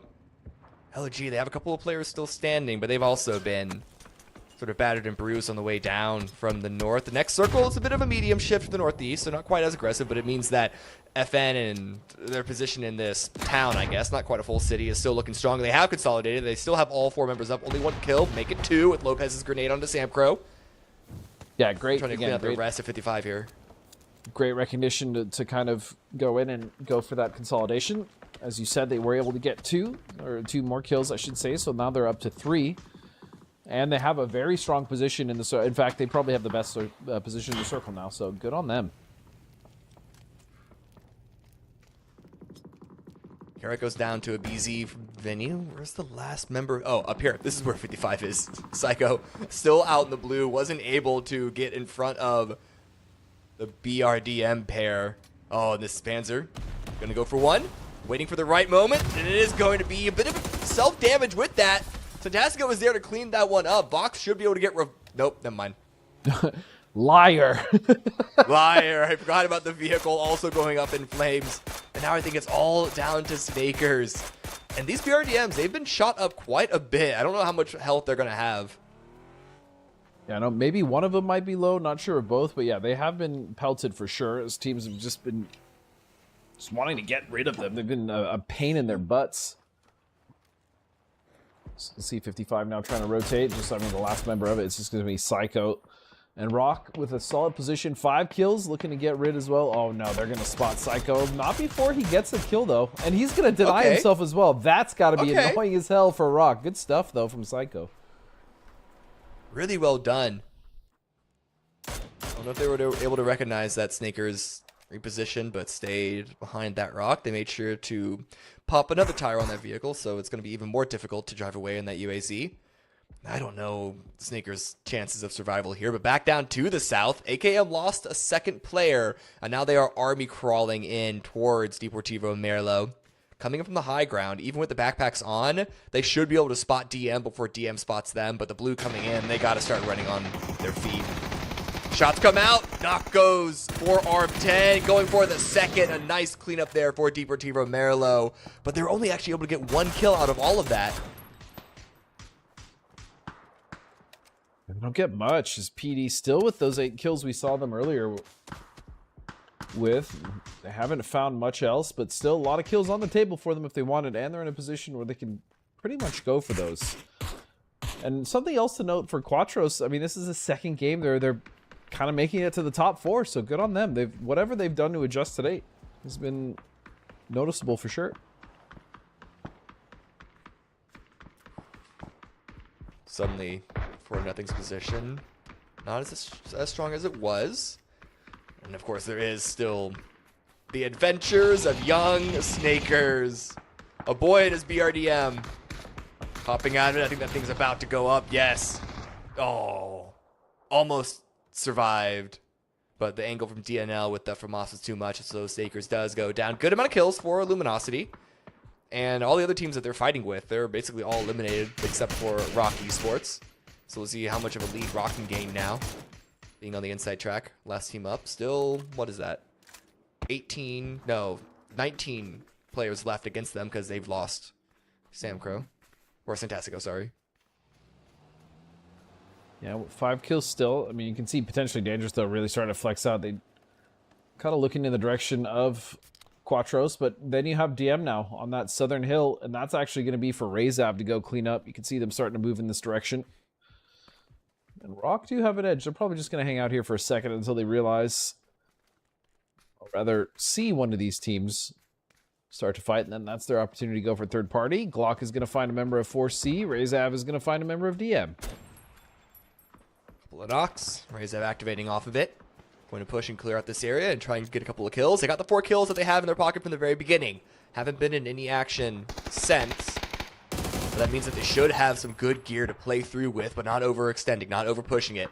They don't want to throw the game away, especially with potentially dangerous coming in from the opposite side. More grenades come through. It was a revive, but an instant re-knock because of the BZ nade out of Tony. Yeah, DM's in a rough position now. As you can see, PD just taking a fight on 2 fronts, and why not? They have the cover, they have the terrain, they have the circle.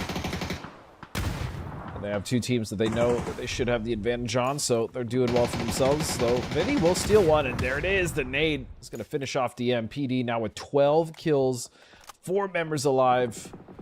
And I love that flex out from Tony. See, that this is what I expect from, you know, teams like Bestia, teams like Alcancia, like just the sheer confidence. PD is just playing with confidence. Oh, yeah. And it's a great oh, make it another. Why not? Make it a 13th kill from PD right now. They are looking really, really hot. Madavon gets another one to Cherry Blossom. Defending from the push of Quattros Konos. I think it's only 1 player left standing behind the triangle. He saw his backpack on that triangle too. Yep, easy money. Potentially dangerous. Might just be kills. Potentially winners. With our kill record of the event, they just get 2 more. 16, right? Yeah. So yeah, 16 is the most that I remember seeing this close. Weekend. They do have kind of a... I don't remember how much of a ridge that is between them and Razab. We'll have to see, but if it's not too great, then I think Razab should have the advantage. As you can see him repairing one of the vests. 4-0. Meanwhile, still have to get in, and they're going to have to run pretty much in between Rock, Razab, and PD. This is not great for them. For a second, I thought he was repairing the vehicle. I'm like, you can do that? you could turn one of those like terrain You could use a vehicles repair into kit a on real one. BRDM, I'm pretty sure, with a repair kit. No, but I thought that wasn't a real vehicle. It was like a. Oh, I see. So I'm like, you could actually turn that into a You're working gonna turn it vehicle. into a drivable. Yeah, I see now. I was like, wait. That would be ridiculous. That would be wild. Anyway, though, the fight's breaking out. Razev against Rock, and then pushing into PD. Fisher, Martin, both getting knocks, actually on 2 separate teams. So suddenly Razev doing a good job. A great spray by Laucha. Support from Fisher onto that one. Rocky Sports are struggling to find their way into this next zone. Yeah, Razev doing great here. It's actually a really good fight for them. Really great hold. Just one more member here of Rock, and it is going to be BL. Oh, that nade's going to hurt, though. You probably know that. Oh, spray as well right through. But you have no idea how close they are to actually killing him. Yeah, they're ready from BL. But with Laucha swinging in from the opposite side, it's way too many angles. Called, though. Grenade forces them away. At this point, though, Razev might just want to sprint into that smoke just to clear this last player out. Jimu goes down. So Martin making sure that they don't lose track of the rest of the game by focusing on this one player.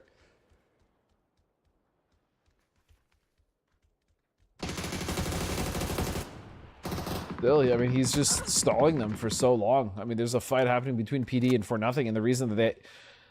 I would say maybe just leave one member to look for this and then send the other 2 at least. Yeah, it looks like they've finally done that. BL will go down, so there goes Rock, and now Razev can start to focus on the rest of the teams. Yeah, 4-0's position doesn't look to be great.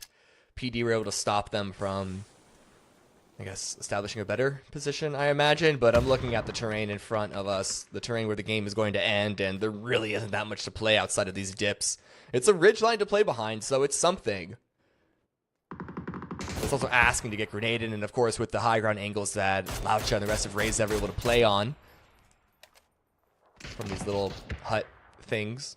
I think Razev might just be able to take this game now. So BRDM, I think, recovered from maybe from one of the LG boys.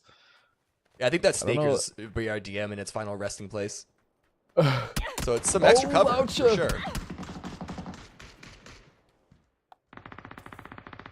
Just got to be careful. 9 kills, though. This is a very solid game so far, and PD still with 3 members up on this edge. How are they going to play this? Are Razev going to push into this? That would be a disaster. It looks like they are. I don't think they have any idea Tavon's here. That's going to be a free knock. Could he get the second one?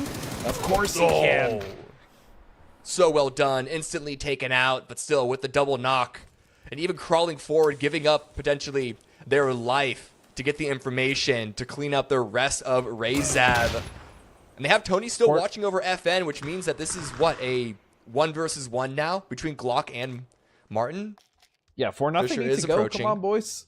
This is your opportunity. Go, go, go, go, go. Get that wrap on. It looks like they're finally moving up. But yeah, as soon as those 2 knocks came out, 4-0 should have been barreling up this hill on the south side.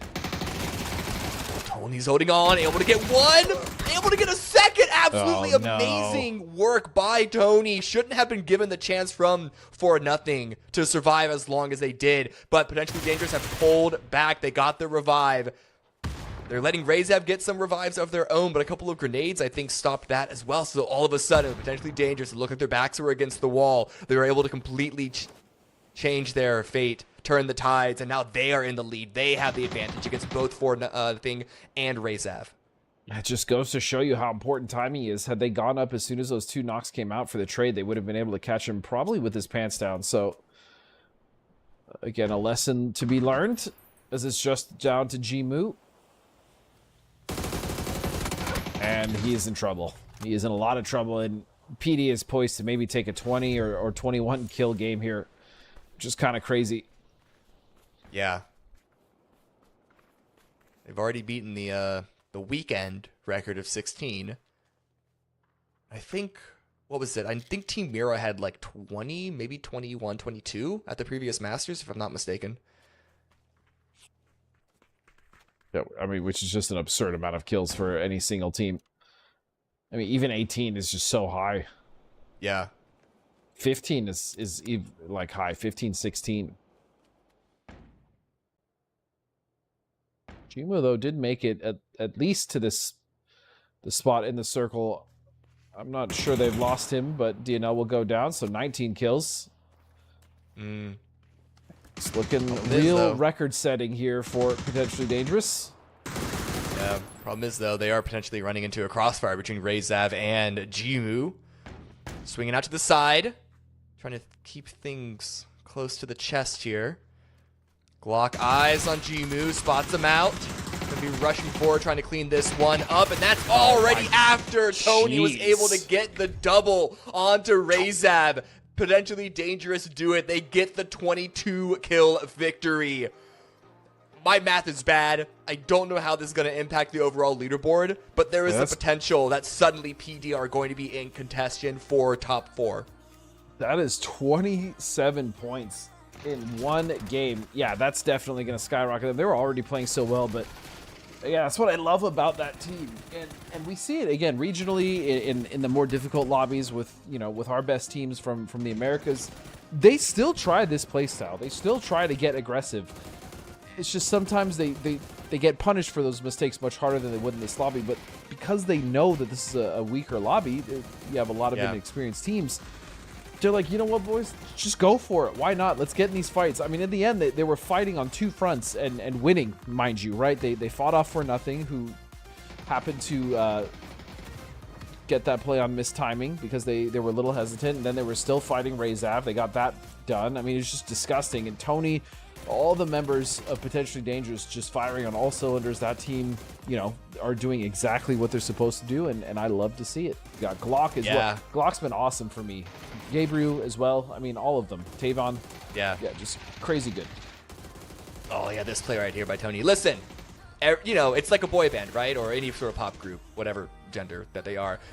Everyone's good, but you're going to have your favorite there. My bias is Tony. And just that hold there at the end that we saw against For Nothing, get the double there, running over, get the double against Rezav. Yeah, but you pick Glock, I pick Tony. We can have our favorites there, and 27 points. Rezav, they had a good game in 11, and that's usually a good amount. It just pales so aggressively in comparison. And look at how many teams got 0 points this game. Yeah, I mean, Quattro, AKM, Bestia, that's you know, you said it yourself, they're either really hot or sometimes very cold. 4 Happy Men's, again, struggling to, it's their splits, man. They're so wide for no reason. Like, I get they're trying to maintain control, but the problem is they're losing those solo members because they're not getting control because they can't win those gunfights. Like, I think they need a new approach, Systematicos as well. Youngbloods just, again, continue to struggle with their team fights, and D1, you know, I think their issue has been macro, but opportunities, again, are here for them to learn.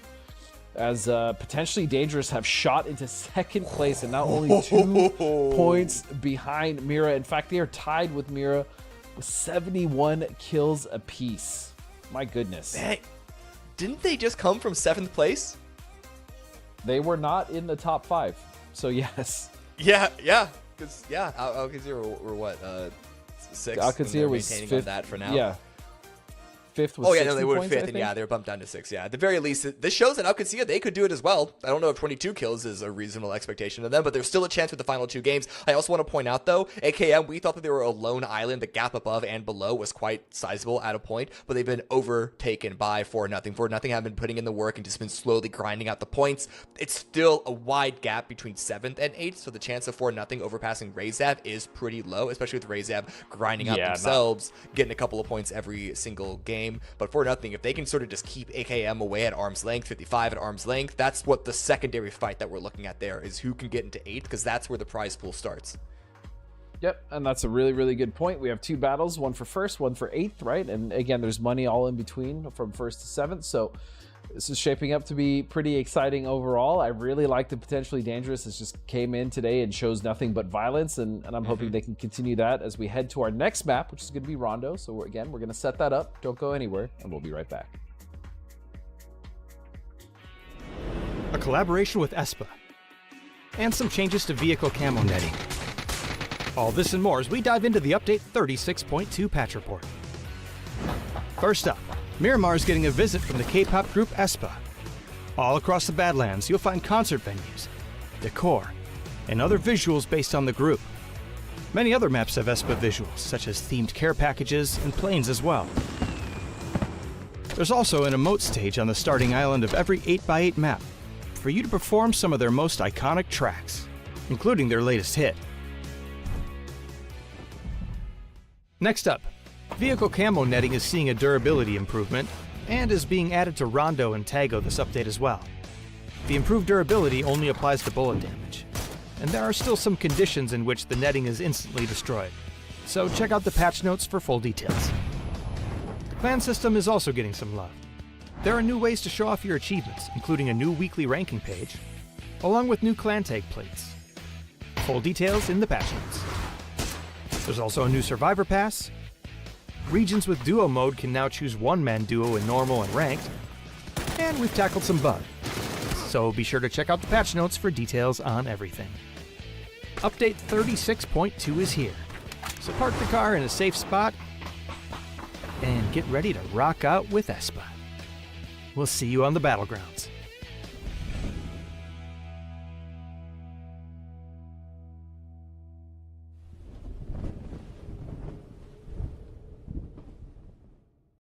Welcome to the PUBG Players Tour.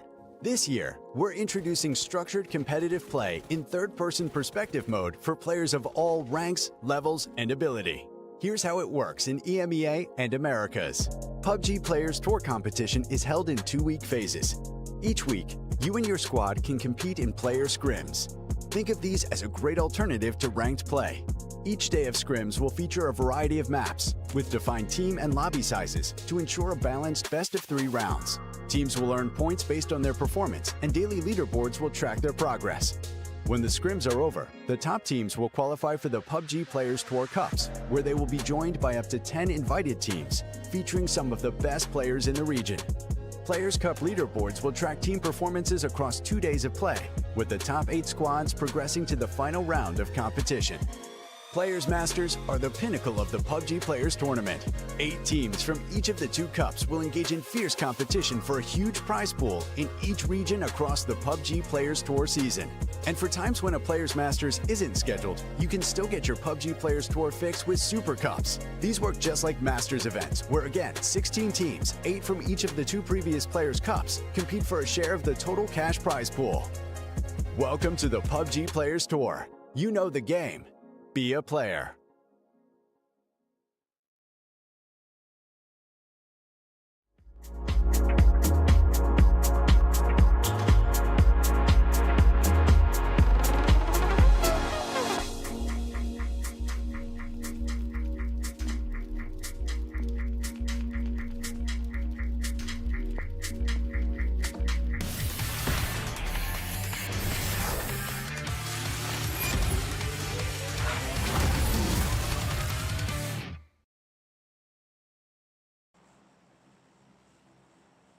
Welcome back as we head into our penultimate game of this cup, this Super Cup, I may say, Super Cup number 3. Is now good? Huh? It's that good? It's not just a cup, it's a super cup. Yep. So let's see what kind of shenanigans we get onto Rondo again. Now, one thing we've been noticing a lot over the course of yesterday and today is these teams kind of instant dropping and just looking for loot. Doesn't look like we're going to get anything off the rip on the plane path up north, but it does look like we have D1 and FN in a, I think, most likely hot drop. Yeah. God, and Muho-ran as well, or Muho-pan, sorry. It's a very odd place to drop, but hot, but sure, go for it, boys. Pop off. I'm down to watch. There is that river, so it's possible that they kind of have a gentleman's agreement and just, you know, one takes north, one takes south. It's going to be more advantage to be on the south, though. But what another awful plane path. That's the case. We're 3 for 3 right now in bad plane paths. And that is a... Is that a 3-team hot drop here in Danqing? You know what? Sure. Why not? And of course, Rezav is here. Yeah. I would like to see AKM and Youngbloods finally just kind of stop this reign of terror from Rezav and these early hot drops and just kind of sandwich them. Just get a little sandwich going. Little Rezav Sammy. Okay. Phase 1. Dead center of Rondo, or close enough to it, right? Still the potential of going up the test track. First kill goes to Sam Crow of the round up against Figu of Quatros Konos. That's going to be actually not too far from test track where that action is happening. Fisher right now with a DMR and a red dot. Not the best setup, but it's definitely workable. And Billy Powell, though, swinging out. Luho Khan action is hopping off, and nice little knock and flush to start things off for FN. Emu going for a reposition. For D1 against FN. Yeah. And D1 is, you know, they've had some good moments here. That was a really sick nade. That bounce too was just so nice.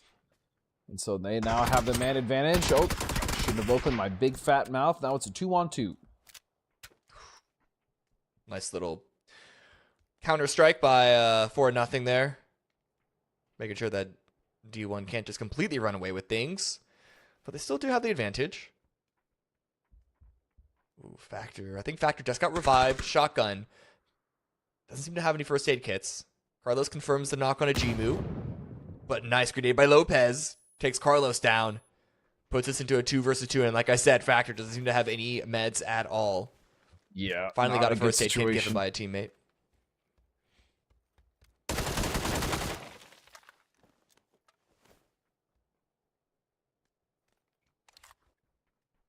Or nothing, though. I mean, this would be a really nice fight for them to win and clean up, right, Cammy? Because they just hit 8th place. They just got into the money.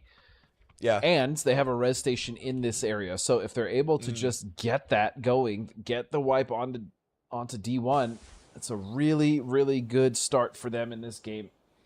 I am looking. Oh, good angle by Lopez. Catches Factor out. I am looking at the overall map again. Exclamation point map if you want to watch it along as well. There is a potential third party arriving to clean up for nothing. Yep, there it is. You can see them in the distance. Luminosity have arrived.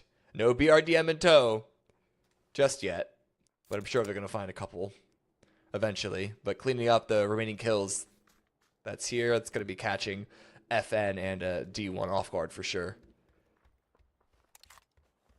And LG have been much more in the mix, especially hunting in these, you know, last games of yesterday. We can see it today. I mean, they're having fun with it as well with, like, you know, 4 BRDMs in 2 games. But, I mean, more importantly, they're looking for those kills, and they're closing that gap. Nice nade. Oh, Sam Crow, but the molly? He got knocked with the molly in his hand, and it cost his teammate. Cost his own life as well, it looks like. No, okay, able to crawl out in time. Could get revived. And Pip was going to clean that one up. The C4, oh, that's though. a C4. That's going to be ridiculous. Problem is, I think he waited too long to place that. They should be able to get away from this. Yeah. Or they're not going to get... I mean, they're still right next to this building. Did he even place it, though? Did he place it? He did. Oh. Okay. Okay. Never Great. mind. All right. Okay. Well. They got rid of the I'm vehicles wrong. at least, I think. Maybe? I don't know. Oh, but... Wait a second. So D1 outlasted FN. FN get taken out by Luminosity. And now Cowboy could see get fully annihilated by Potentially Dangerous. Dude. I thought Potentially Dangerous was going to be chasing 55, but 55 chased Rotos Konos to the south, which is where that fight happened. And then okay, honestly, just go back and look at the map feed and just like rewind it if you can. Look at the VOD, because I think what just happened there was really, really silly. And there's also some more close quarters combat happening elsewhere on the map. Luminosity Gaming are here to try and find this last player by D1, but it looks like they might not be wanting to stick around. Checking every single corner, every single bathroom for one player isn't quite worth it, especially when they're outside of the zone. I'm just going to say this. If you haven't taken the time to look at the map feed, I highly suggest it, because yeah, you have... Let me try to break this down for those not watching. You have 1, 2, 3, 4, 5, 6, 7. You have 7 teams in the same area, essentially just all fighting in 2 different fights, and the rest of the map is just completely open. At this point, these teams, these players have realized that they probably don't have anything to lose, especially the ones on the bottom of the leaderboard. So it's just chaos. This is quite literally Game 6 scrims in the second to last game of the Super Cup. And you know what? Yeah. I'm here for it. I'm here for it. Big overhead shot of Dan Ching. That hot drop, that 3-team hot drop. I guess because the third team there make things a little awkward. What is it? 2's a party, 3's a crowd. So no one's actually going for a fight there. I think all 3 of those teams have most of their members alive. But then up here, it's also a standoff between DM and Mira. Bestia not too far away. So a lot of teams that are very, very close together, none of them are actively fighting at the moment. They're all just waiting to see who peaks up just a bit too much so they can get that knock, the opportunistic knock, and then go forward from there.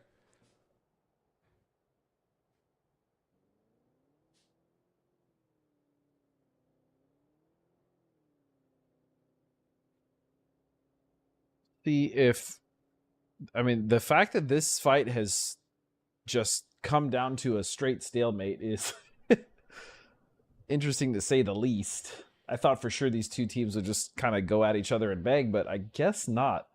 Zav, meanwhile, is just pulling out, and so there seems to be some normalcy being established here as teams have realized that maybe we shouldn't all just bunch up in the same compound. Yeah, but in one vehicle? Bunching up in one vehicle? Is that really the response? Is that really the answer? And they're going directly into DM and Mira territory. Do AKM know what's in front of them? Shots coming out already, but it looks like they're committed to the crash.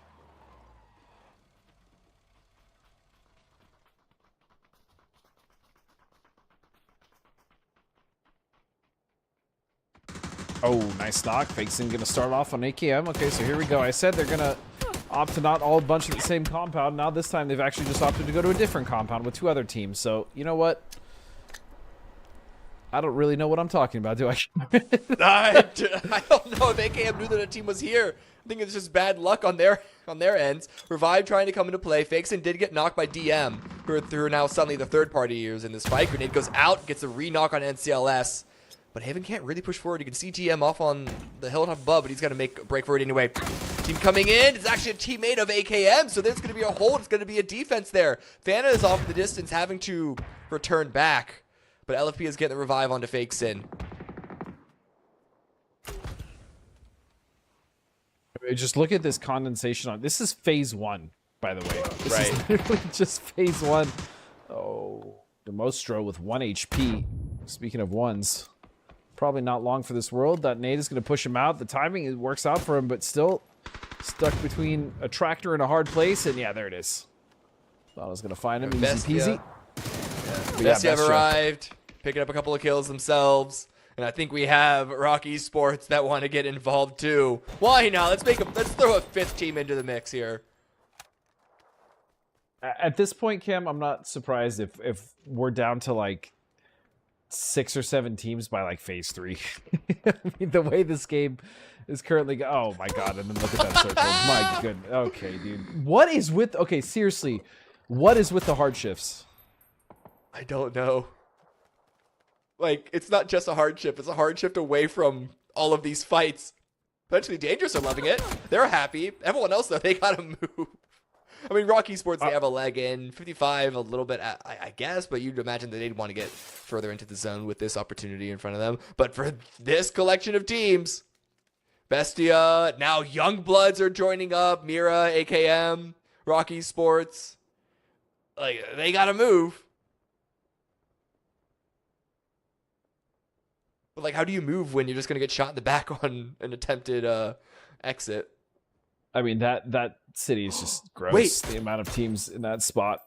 Yeah. That was a triple blue chip callback by the remaining D1 player. He survived long enough, hid from LG long enough, able to get the revive on 3 teammates who are now looting up in Hungshan. This could be a huge turnaround for a D1, but Fakeson gets a knock on an H-Fit. Party started once again. Yep, and there's a flush there. Wait, Fana, easy there, buddy. Just walked right in front of his teammate Fakeson and just got knocked. And got the flush? Yeah, the teammate's fault. Well, he got the flush on the kill, sure, but yeah.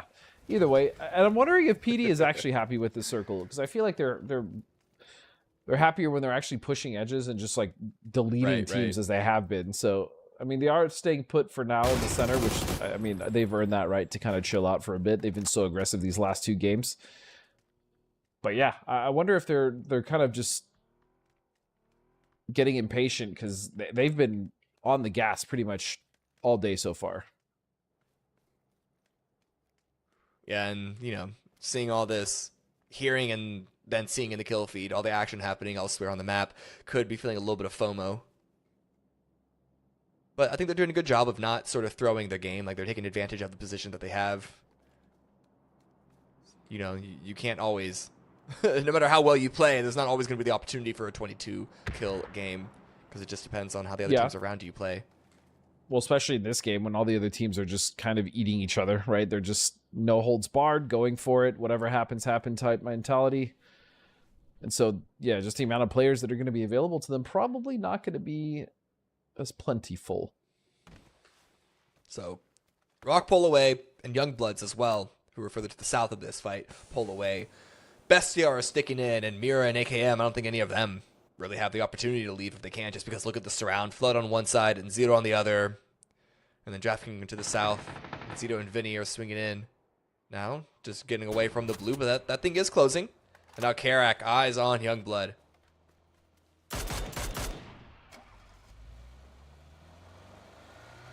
Oh, careful, Karak. This is what you were kind of talking about. Disengaging is something of an issue, even though this is on the south side away from that nonsense happening. Even still, it got sketchy, and you can see this in the blue. Mira and Besta now going at each other. Yeah, he's swinging out, gets a second. Great hold by AKM. Again, this is a team that they were holding on to 8th for so long, they've now fell out of the money into 9th. Can they make their way back in? But the swing on the side from DraftKings, gonna make quick work, but Mira have pushed on the back of that fight. All up to DraftKings. Very low HP. Peeking into the spray still. Has to use a first aid kit, but LFP is there to clean it up. Bestia are eliminated. They had a good approach to this fight, but the timing just didn't favor them. Yeah, you had too strong of a hold, and now Team Mira, the last nail in the coffin. I do see Razev approaching in the distance, and now back onto Rock Esports. They've taken advantage of sort of loosely positioned Youngbloods. Yeah, and Youngblood is on the south side, and 55 is right there on that up. Oh, no, Farivero.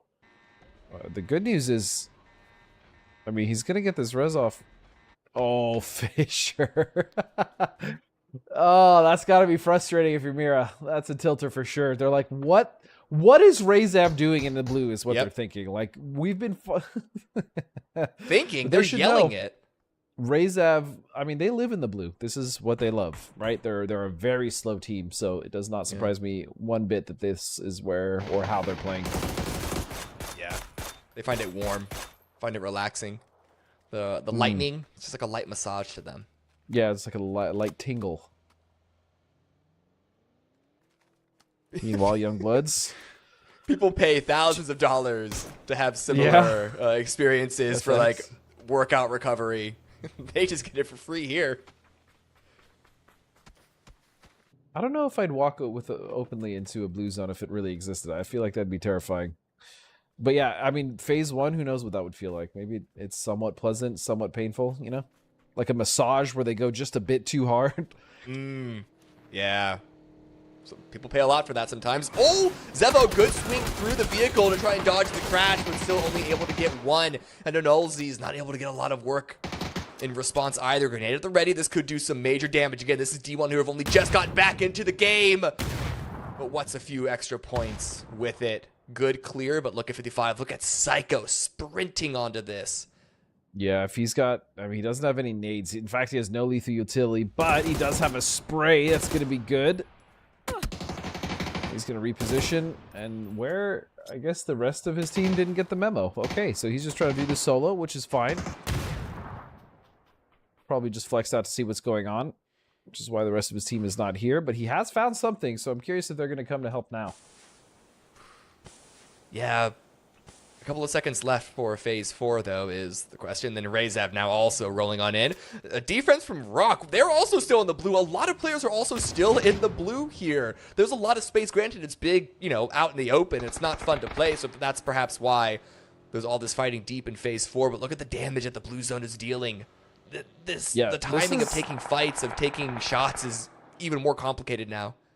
This is phase 4 now, to your point. I mean, oh, that's the freest kill for souls. Probably thinking, like, what in the world? A free point delivery? And then, oh my god, what? This game. Oh, this game. And if you're LG in the north, you're probably thinking, where the hell is all this fighting happening?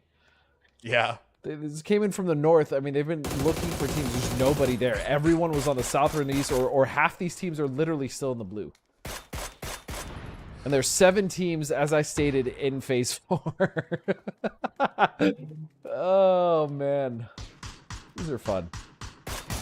Yeah, these teams, maybe they just saw the zone and realized, you know what? I don't want to play that. And look at it. It is incredibly wide open. I don't know how many teams would be able to survive in positions in this section of Rondo anyway.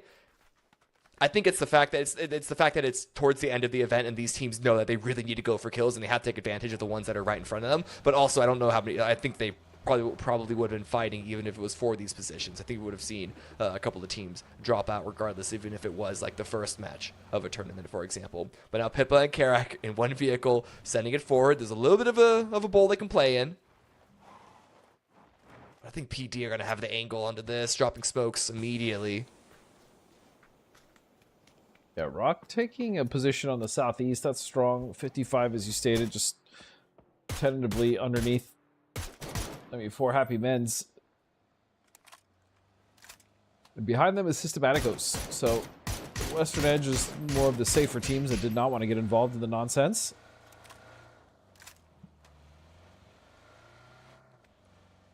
So what's LG? What's their play here? I mean, they obviously have good position, but I'm curious if they're just going to go for kills because they can see how many people have already been lost in the lobby at this point. They're probably somewhat confused. I mean, this is going to be a silly answer. It's going to be kind of the obvious one, but I think at this point they got to wait to see what Phase 5 looks like. Yeah, the big threat for them in the overall leaderboard left, I think, is potentially dangerous. We have, of course, Rock still in the game. We already have 6 kills. But Luminosity, that's not like they have an immediate answer for like, let's go and grab kills while everyone else is taken out. They don't. So I really don't know. Yeah, this is just one of those games where they just were on, unfortunately, the wrong side of the map. I'm sure they would have gotten involved in those fights, but there was nothing on the north. I mean, they're pretty much free to come in. Maybe they're going towards Systematicos. I can see Bizzler and Gats kind of posturing that way, and all those teams on the southwest, they have to come in. Yeah. Good shift towards Luminosity. You can see them. They were in the vehicles at the ready for wherever it was going to go. They're going to stay to the north. I think they might have a little bit of a ridge. Yeah, there's a huge long ridge line that you see Bizzler and Gats setting up on now. It is quite open, though. So if Systematicos especially come in from the west on top of it, they could have a big, like, very easy firing line down that distance. But Bizzler and Vox should be looking that direction themselves. So Lipal goes down. D1 are eliminated down to 6 teams now. Mortars tried to come in on top of 55. Weren't able to land. PD are sitting happy. Rock Esports, though, I think their next move might just be to crash, potentially dangerous. That is, if they don't want to focus on getting kills off of teams like 55 or 4 Happy Men's first. Yeah, imagine if they see those teams, they're probably going to opt to go for them first. I mean, PD have been sitting in this compound all game. And again, I don't have an issue with that. They've gotten a great position. They even got some early game kills. And with how aggressive they've been fighting on the edge of stuff, I think they deserve a break to kind of get ready for the last game. But for the other teams that need to get in, I mean, LG have a beautiful split now to take control of a lot of the space. As you can see, Bizzler taking shots at Systematicos. And then Stakers all the way to the east, kind of holding what looks like to be Rock if they try to rotate that direction as well. So just an absolutely vast amount of control for this team. Assuming none of them get knocked. At this range, though, it's you got to have, like, team shooting headshot instantaneous to get the instant knock there. It's angles like this, ranges like this that really challenge players' ability to lead their shots. Systematicos, though, Cammy, have actually kind of snuck in too. So not bad. Into the circle, I should say. It's not a great spot, but nonetheless, they are in the circle. Oh, and Karax is going to find Doble. Bit of an answer coming back, but not the knock. That's important. Only 3 first aid kits, though. They could be running out of resources eventually. Carrick making sure to get behind true safety there before popping that heal. Oh, and Vox still trying to line it up. Are Bizzler and Gats, are they actually pushing forward? Snakers is coming in. They're giving up that position on the east side. They know that Systematicos is the biggest threat for them right now. They don't want to stay too split and give Systematicos a, say, 4-on-2, 4-on-3 advantage. But 55, they get another knock on to 4 Happy Men, stolen by Ribeiro. But that's still 4 Happy Men's struggling to survive later in this game, leaving that compound.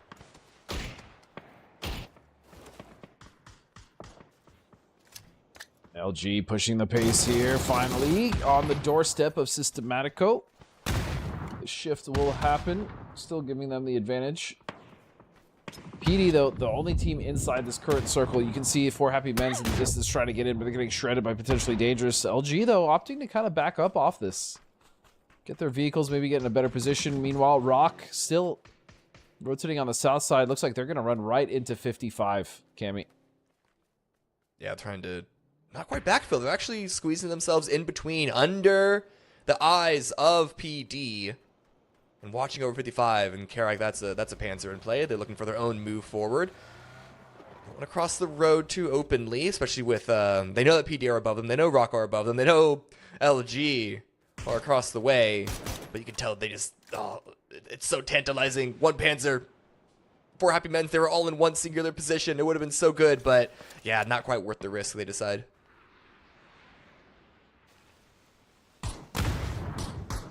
The deployable cover coming down. Maybe a saving grace here for Karak. Systematico, again, need to make a decision here. They need to decide whether they're going to push LG or they're going to go for the push on 4 Happy Men's. And it looks like they're opting to go for 4 Happy Men's. Grenades at the ready. Gonna go flying out. Karak with the spray. Gonna drop JMS. Doesn't overpeak, doesn't overcommit. Pippa's going to be there with the second. 1 member left for Happy Men's is all onto Doble. Stole it away again. Systematicos, 2 kills for them. Both of them stolen from knocks that other teams were able to deliver. And now Lost goes down. Luminosity keeping them out of the zone. Potentially dangerous keeping them out of the zone. I think the one thing I've noticed, especially in this game, for some of these teams on the edge or some of these teams that are newer, is that the sense of urgency just doesn't seem to be there. And you can see that right now with Systematicos. I mean, they're waiting for the very last second to start to make their moves. This is constantly putting them on the back foot. Yeah, Santastico's going to take out Anzera. See the other 2 members still in the very back, finally deciding to move towards the team, and they're just stuck. And in fact, they're not even moving. They're just still trying to shoot with the rock, and the timing is just not there. Yeah. Good opening exploited by Luminosity Gaming.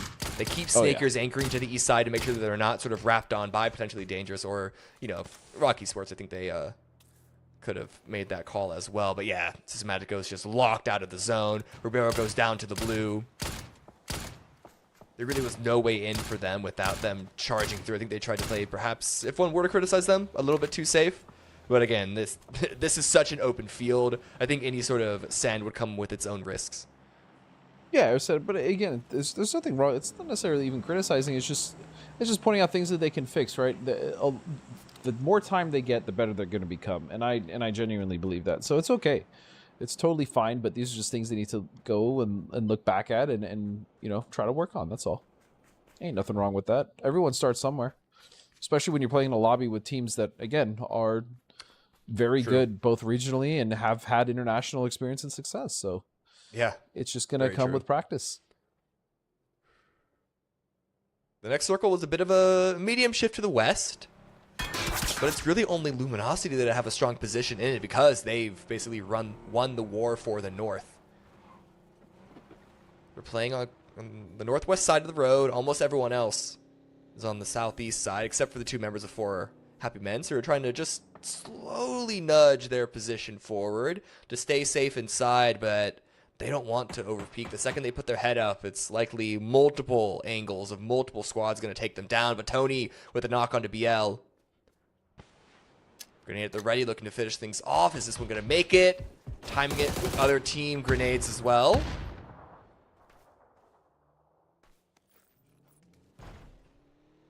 I like that he's using that buggy to get that angle. Maybe even just sit in the buggy and shoot from it as it is above that that rock line or fence line, whatever you want to call that barrier.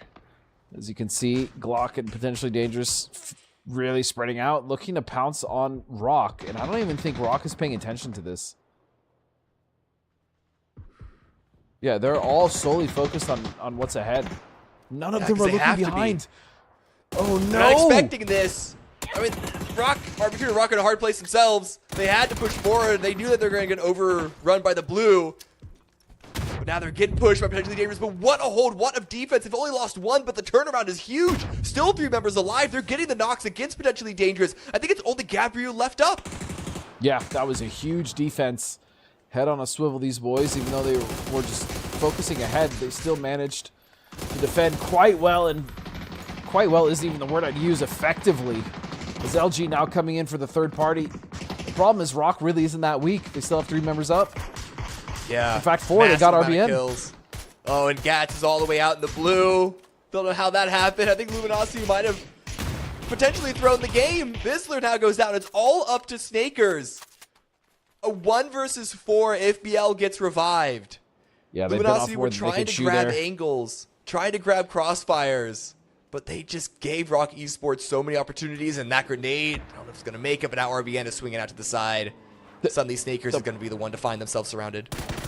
Yeah, the problem is that LG, I think, thought Rock was in a much worse position than they were, but they really didn't have to recover much at all. And so because of that, yeah, they just were not expecting them to be that strong, and so they will go down in second place. And Rock with 15 kills. This is their second game with 15 plus kills and a dub, as we saw them with a 16 kill win yesterday. Great stuff from them, man. That was a very weird game to watch and cast, but Rock got it done in the end.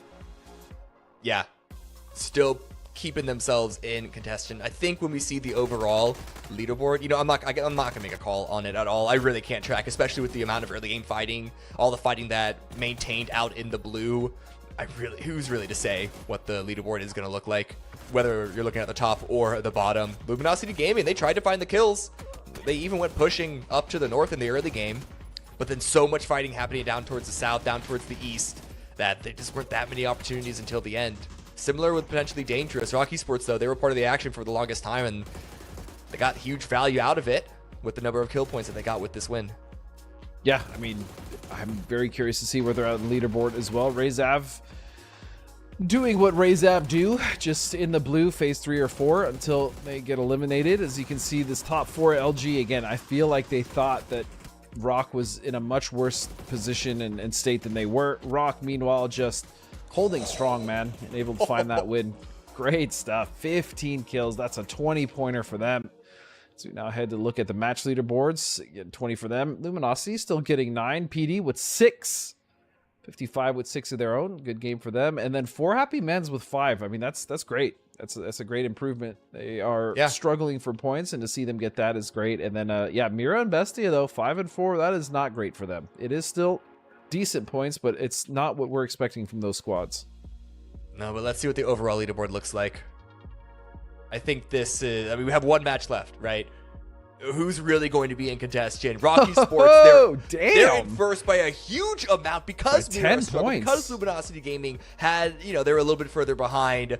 They now have a 10-point lead. This is absolutely huge for Rock Esports. As long as they don't sort of choke the early game, and we've seen it happen before, it's common enough in PUBG, in Battle Royales. But if Rock Esports, if they continue to play their game, even just at like an 80% aggressiveness, like it should be their the thing is I don't lose at this point.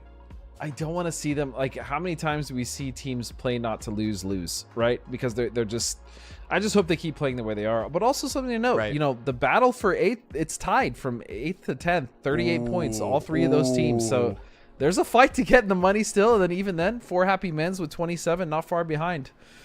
11 points if they can manage to get a decent game. 4-0, 55, and AKM have all had 0-pointers. You know, there's a real chance for them to even maybe make a case to get into 8th place. So overall, pretty exciting stuff, and it's all come down to the last game, Cammy, and that's what we like to see. The problem is, on the last game, we saw a little bit of a teaser of it just now on game 11 of this whole event. When it gets down to the wire, teams play a lot more loose, and they take a lot more like coin flip, Hail Mary fights in the early game. And so if you're a team like Mira or Luminosity that have the gap below Rock Esports and you want to find those kills, so often you put yourself in a good position in the mid game, and you're like, okay, where are the kills now? Because half the lobby is dead. There's the way to play the final games of a tournament. They don't match how you approach the games leading up to it. But guys, we have one game left. We're going to be ending it on air. We're going to go to one final break as we get that one set up. You're not going to want to miss this one. A collaboration with Espa, and some changes to vehicle camo netting. All this and more as we dive into the update 36.2 patch report. First up, Miramar is getting a visit from the K-pop group Espa. All across the Badlands, you'll find concert venues, decor, and other visuals based on the group. Many other maps have Espa visuals, such as themed care packages and planes as well.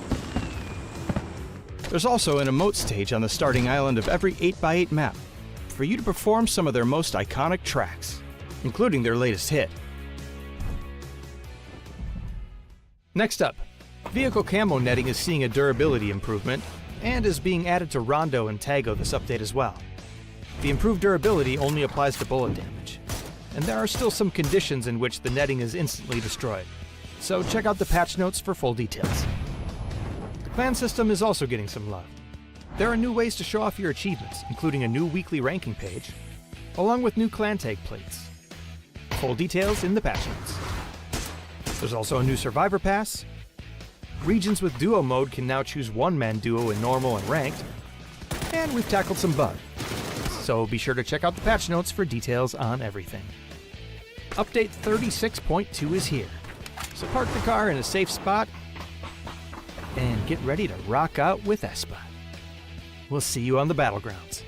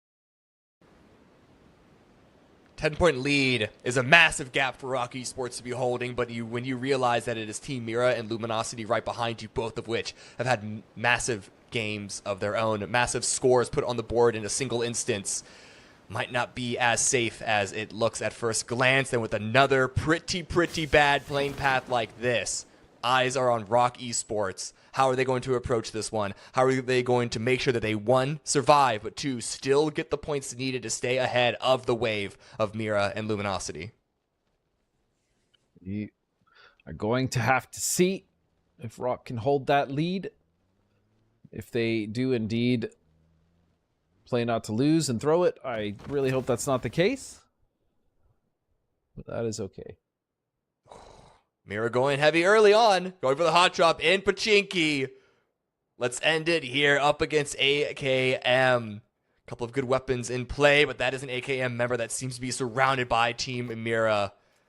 HFit now able to run away, so able to escape the flood. Hiding around the corner. Fakes it only with the pistol in play. Peeking around the side, still lands it. Headshot coming into play too with the hip fire. What an excellent start to this approach. Oh, Fakesid's about it.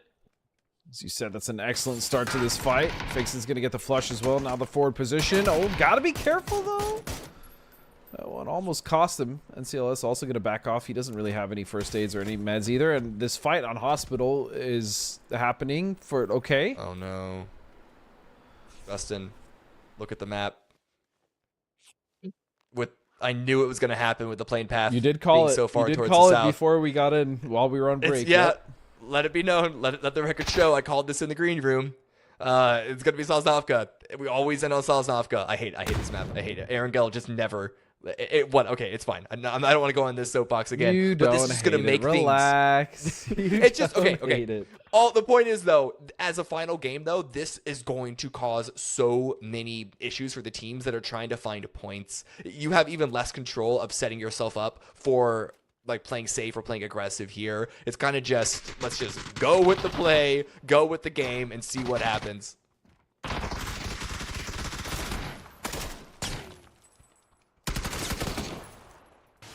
Youngbloods, well, they're actually winning this fight out. Really good to see for them. This is, I think, one of the first hot drops they've actually found some early success, and that's what we like to see. Even if it is in the last game, so be it. Get a couple of points. It's not going to change the prize pool, but even just a change on the leaderboard could have them feel a bit more victorious leaving this weekend. They've already gained a lot of experience, Youngbloods and D1, playing this whole event out. Curious to see how well they'll continue to do going forward into the next leg of the PPT, which, again, reminder, is going to be the qualifications for the next Masters. Starts tomorrow. Kind of a big deal. Exclamation mark register.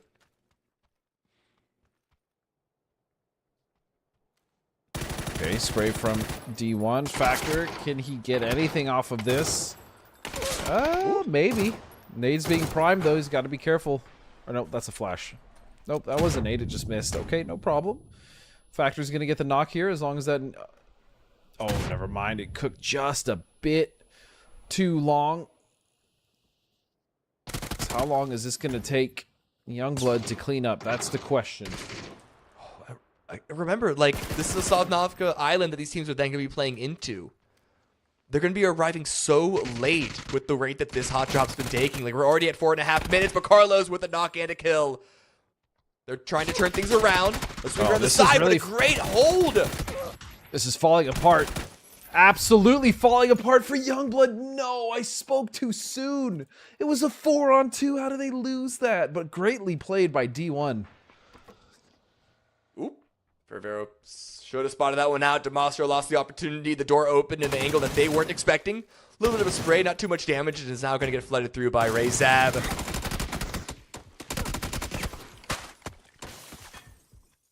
Rezab, they are still finding their targets. They are still finding DM, Deportivo Merlo, and then we go back to Pachinki. Only one kill from the start that we saw. And Mira haven't pushed it too much longer because they don't really care about AKM. They care about overtaking Rock Esports. And maybe getting a couple of kills here could help with that. But with the Sosnovka Island circle on the cards for this game, if they stuck around too much, even with the kills, they'd be throwing the rest of the lobby, the rest of the round. You got to be able to get across that river, get across that strait, get onto the island itself. For these teams that are taking so long, I mean... I don't know if normally like it is an issue for these teams, especially coming in late. You're absolutely right, but the problem is I don't know if it's going to be an issue in this game because of how many teams are probably going to lose in these hot drops and early fights that are just happening around the center again, and because these teams really don't have anything to lose at this point, some of which don't even have the opportunity to make it into 8th place and get the money. I just think we're going to see chaos, and I think the teams that actually want to get on the island will probably slip by in the chaos. Or they'll just get bridge camped by a team that also just doesn't care. I'm not sure. One of the two is going to happen, though. Rock Esports are no strangers to camping bridges. We see that all the time on Tago, and look at their position now. They're at the crossroads to the west of Novo. Granted, they're overwatched by 4-0, so their Vinny is going to be looking, try and deal some damage there, but that doesn't mean that Rock Esports couldn't hold that bridge, at least a little bit. Grenades coming out, so Team Mira, they really do still want AKM. That vehicle play, that was just to get to a different angle. Bakeson finds Yai. And CLS is trying to swing around and catch him in the back, but not able to find it. Able to get the knock, but down to 11 HP, and that's going to be an immediate trade. Team Mira are playing this so clean, so well. Their team fighting has always been spectacular, and it's not going to stop now. Do need to be careful, though. I mean, if they lose more members, again, if they go out early, their chances of winning are just gone because Rock Esports is currently in the lead ahead of them by 10 points. So I do love that they're still playing their game. I love that they're still being aggressive. I like that they're taking these fights. I just want to make sure that they don't go out early. Otherwise, you know, they pretty much dash their chances of getting another win.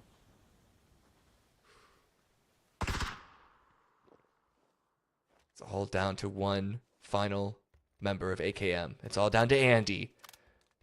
You've been a big fan of this player so far this event, and how could you not? Had a lot of good moments. But a 1v4 against Team Mira, this would be next level achievement, I think.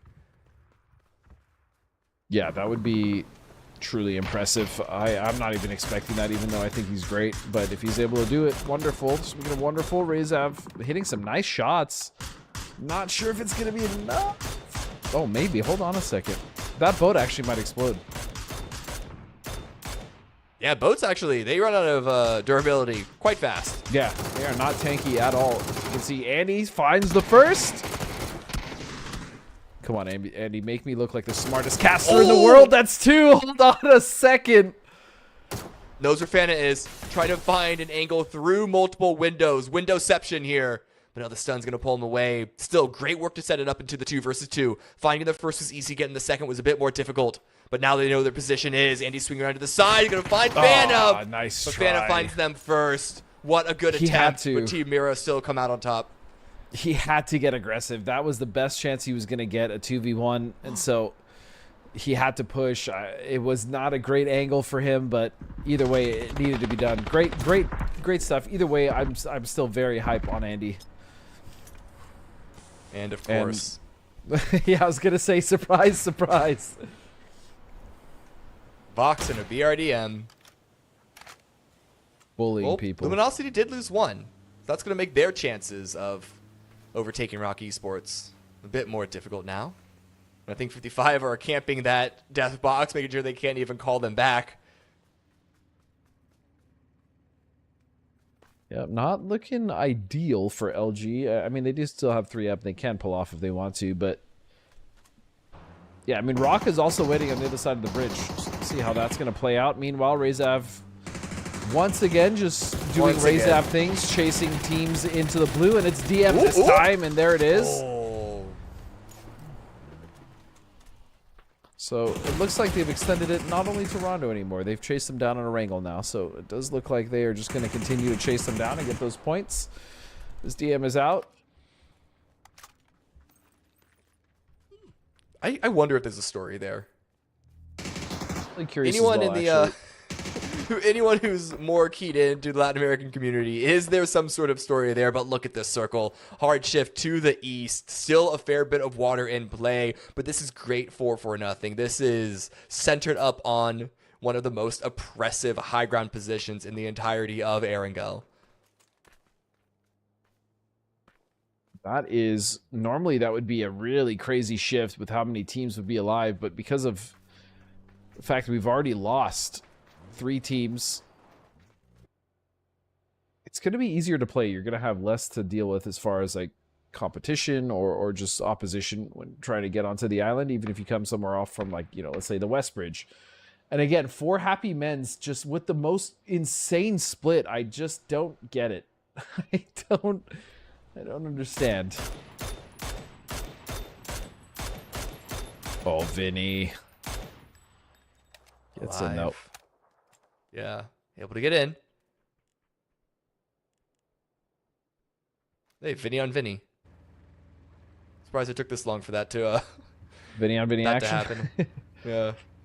LG, okay, all in one BRDM, a single Panzer could ruin their game, ruin this game for them. They've already lost 1 to 55. They're just trying to avoid them. Guys, please. But if they get onto this bridge, if they start to cross, they're going to be running eventually into Rock Esports. I don't know if that's a better alternative. At least if they can win that fight, they can remove the first place team out and really get on the chase, really get on their run. What are they shooting at? Oh, I see the reasons. Huh. Okay. Interesting. Maybe it was low enough they just wanted to take that out of consideration of a potential fight. I guess. Confusing, but maybe I'm just not seeing something that I should. Who knows? Either way, LG are just going to drive straight across. Fortunately for them, it doesn't look like a single member of 55 had a Panzer, and they're going to cross for free, which means 55 now knows, well, shoot, we're probably going to get camped. Right. But we'll see what Luminosity do, because there's going to be Rock Esports still at that crossroads. If they decide to stop forward, we're already getting shot at, so this could change their plans. Systematico's lost. Remember, keeping Team Mira in the blue. They've looped a couple of members in the front. You can see them off in the distance on that hill. They've actually lost Fake Scent throughout all of this. That's a blue chip, I imagine, should be getting picked up there. And could go for the revival, bring them back directly on top of the island itself, as deep in the blue as they are. But yeah, this is still complicated for Team Mira, who again are on the chase in points against Rock Esports. Okay, here comes 55 across. They're about to run into a double bridge camp from 2 separate teams. The first shots go out. Snakers doesn't find it, but don't worry, someone else will. Yep, Bizzler will find it on Psycho. Pippa is stopped down, though, here. This is a good spot for him. Oh, but the flashlight's in his face, and he's going to get sprayed through the stairs. He's going to go down. Snakers will find him. Bit of an answer back. Bizzler gets dropped by Karak. I think 4-0 are looking to sort of steal this away. You can see some shots coming out at range. It's going to be Karak, still finds Bizzler. But now Snakers, how can they play? Snakers and Fox.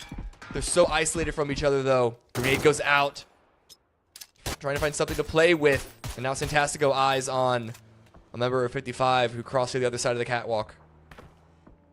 It's just not an easy fight. Not a comfortable fight for either of those teams to play with. Fox has arrived, has returned. Because of course he has. Sam Crow with the nade. Can he find it on the Snakers? Not quite. You still gotta worry. I mean, you can see that they're hesitant to even push up on that bridge because Rock has the angles. Or actually, Rock has left. Rock has left. They're actually going down. This circle is still so much water in it. That's a really gross shift. Yeah. This fight still is going on the bridge. The second you said that Rock left, I was like, oh, this circle must suck, right? Yeah, and it does. So Snakers with the grenade out. Just a blind throw through the smoke. I think Vox is in the BRDM trying to give the information. Finding the angle, Snakers. Puts more pressure to Karak. A nice peek into it. Drops Snakers down to 24 HP. But Fox has the secondary, has the support. Just in time before Sam Pro, the last member for 55, was able to really respond. 2 versus 1 now. Just barely ahead of the blue, which is closing on to them.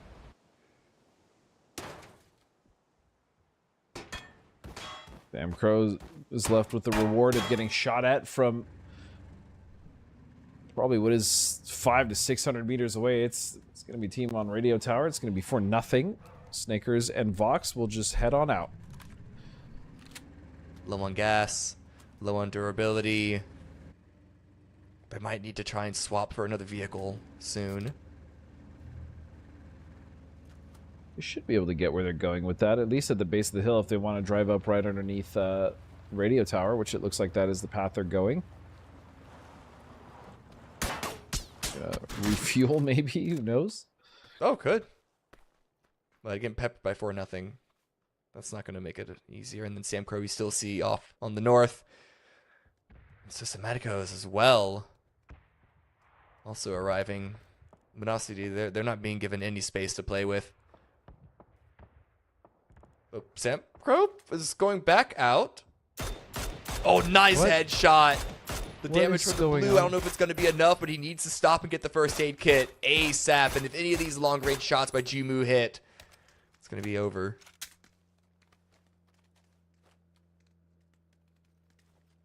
Red zone now coming in. Love to see that. As you can see, KPN now needs to get the hell out of there. He's in a lot of trouble.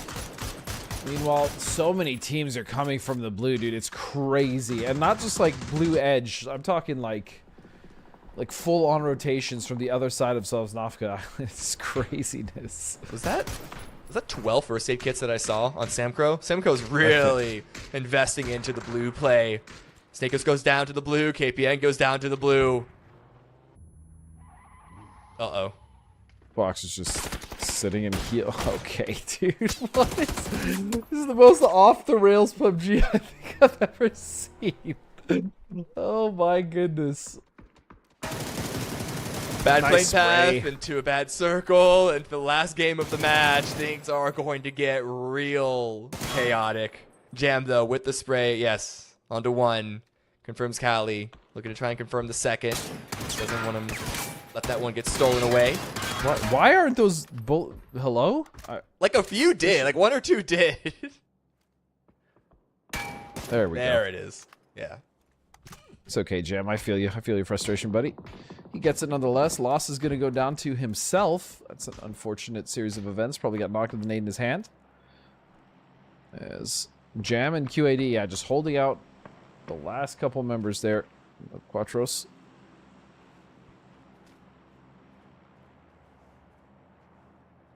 Cowboy just making sure that there's no other survivors coming in from the gas station. There is one off in the distance with Sam Crow, but I don't think Sam Crow is going to be a factor for anyone, even with those many first aid kits. This is going to clock into a phase 5, and it's going to deal some massive damage. The shift does pull away from water. And Rocky Sports is still going to be in a fantastic position the way that they've rotated from the phase 3 shift. Unsure how many kills they have, and just judging by, you know, we're down to 28 people alive, but with how many kills that are happening out in the blue and the hot drops, I don't think Rocky Sports has had that many. But considering Luminosity are out and Team Mira, they only have a couple themselves, it might still be enough at this point. Yeah, I don't think they've gotten many kills to your point, but I don't think it matters as much. I mean, unless Bestia or, you know, like one of the, like Mira can miraculously get not only 10 more kills, right? Because they still have to catch up, but also just do it as a duo. That's going to be very difficult. Crazier things have happened. Razav, though, for being so far in the blue and finding themselves now in one of the better positions in the circle, pretty impressive stuff. Right when you say that, they get a knock on to Nyx. Fisher with another kill. And the spacing of 4 happy men's on the approach But that's what I'm saying, dude. Like, look where they all are. It just doesn't make sense. I thought that was a spray of, like, Nyx driving in front of Fisher, like, between Double and where Fisher is, and then he just looks behind and really puts the point into how separated they are. The more I watch 4 happy men's, the more I feel like it's just like everyone spread out and Iron Men, see who lasts the longest. Honestly, yeah. Could easily be that. A couple of teams are now approaching up this hillside. Potentially dangerous. Right under Bestia. Right next to Team Mira, and for nothing I've had to leave the radio tower. Sam Crow's also here. Sam Crow's actually made it pretty far. The shots come out. Vinny doesn't land the knock. Has to fall away. And then answered by Gabri. Is able to get a knock onto Zito. That was a grenade in hand. I don't know if the pin was pulled. But kills are going every which way. Potentially dangerous are eliminated. Bestia down to 2 standing. Razav now on the south. They're looking to try and find an angle, but that is a big ridge they need to push up. 4 happy men's are eliminated. We are down to half the lobby in terms of teams left standing.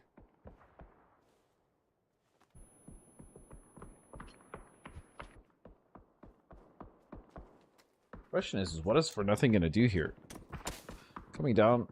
I mean, they've managed to make it down, but now they have to get off this ridge. You can see that Rezav has just a really nasty angle on this fight. Souls is going to find one, so good kill for him. We are now stuck in between a rock and a hard place. They are going to take over Bestia's position, though, which is good as long as they can make it into that bowl. As now here comes For Nothing, Cam. Yeah, 4-0 from the north, Loucher and the rest of Rezav from the south. Mira, they have to play in these smokes. If they step out, if they become visible at all, they're going to get completely decimated, completely blown up. Grenades come through.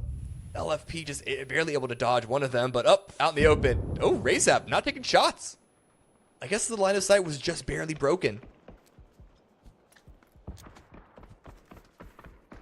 Here we go. It's finally time for Nothing to get in. Again, urgency. Like, they spent so long on this edge, just kind of inching forward every way. I think they're going to have something here once they get in this bowl.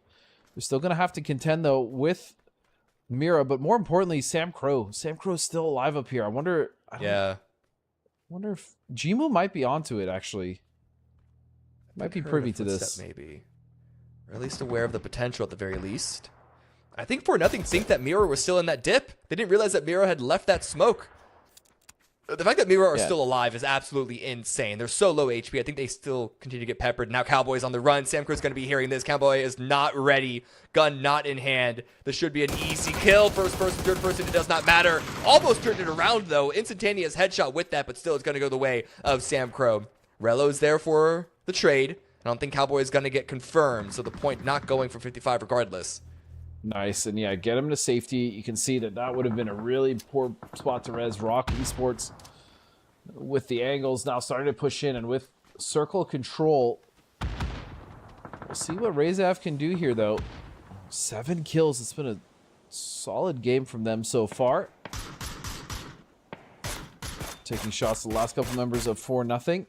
And just under them, as you said, Mira somehow still surviving in this game is mind-blowing.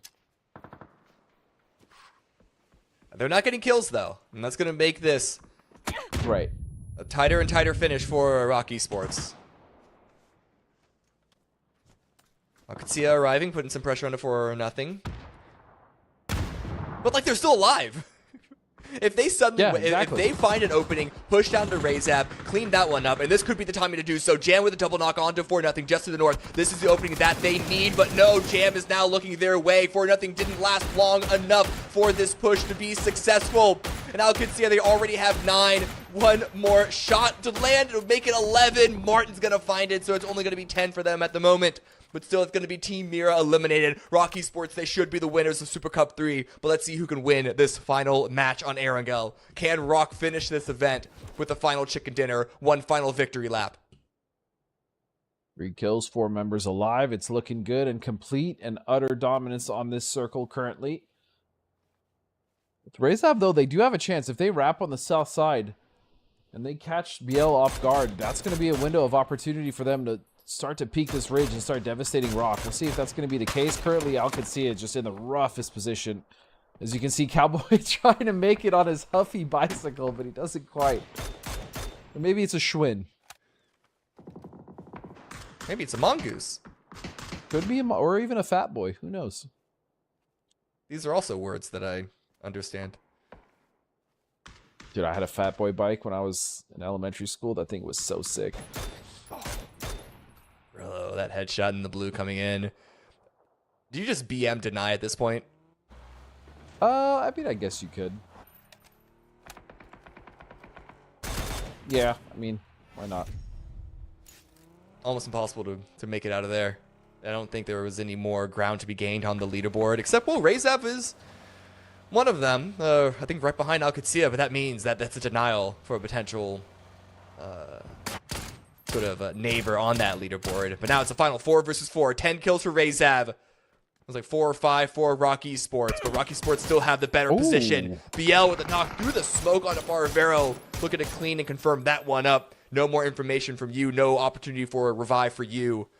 Locking it into a 4 versus 3 advantage.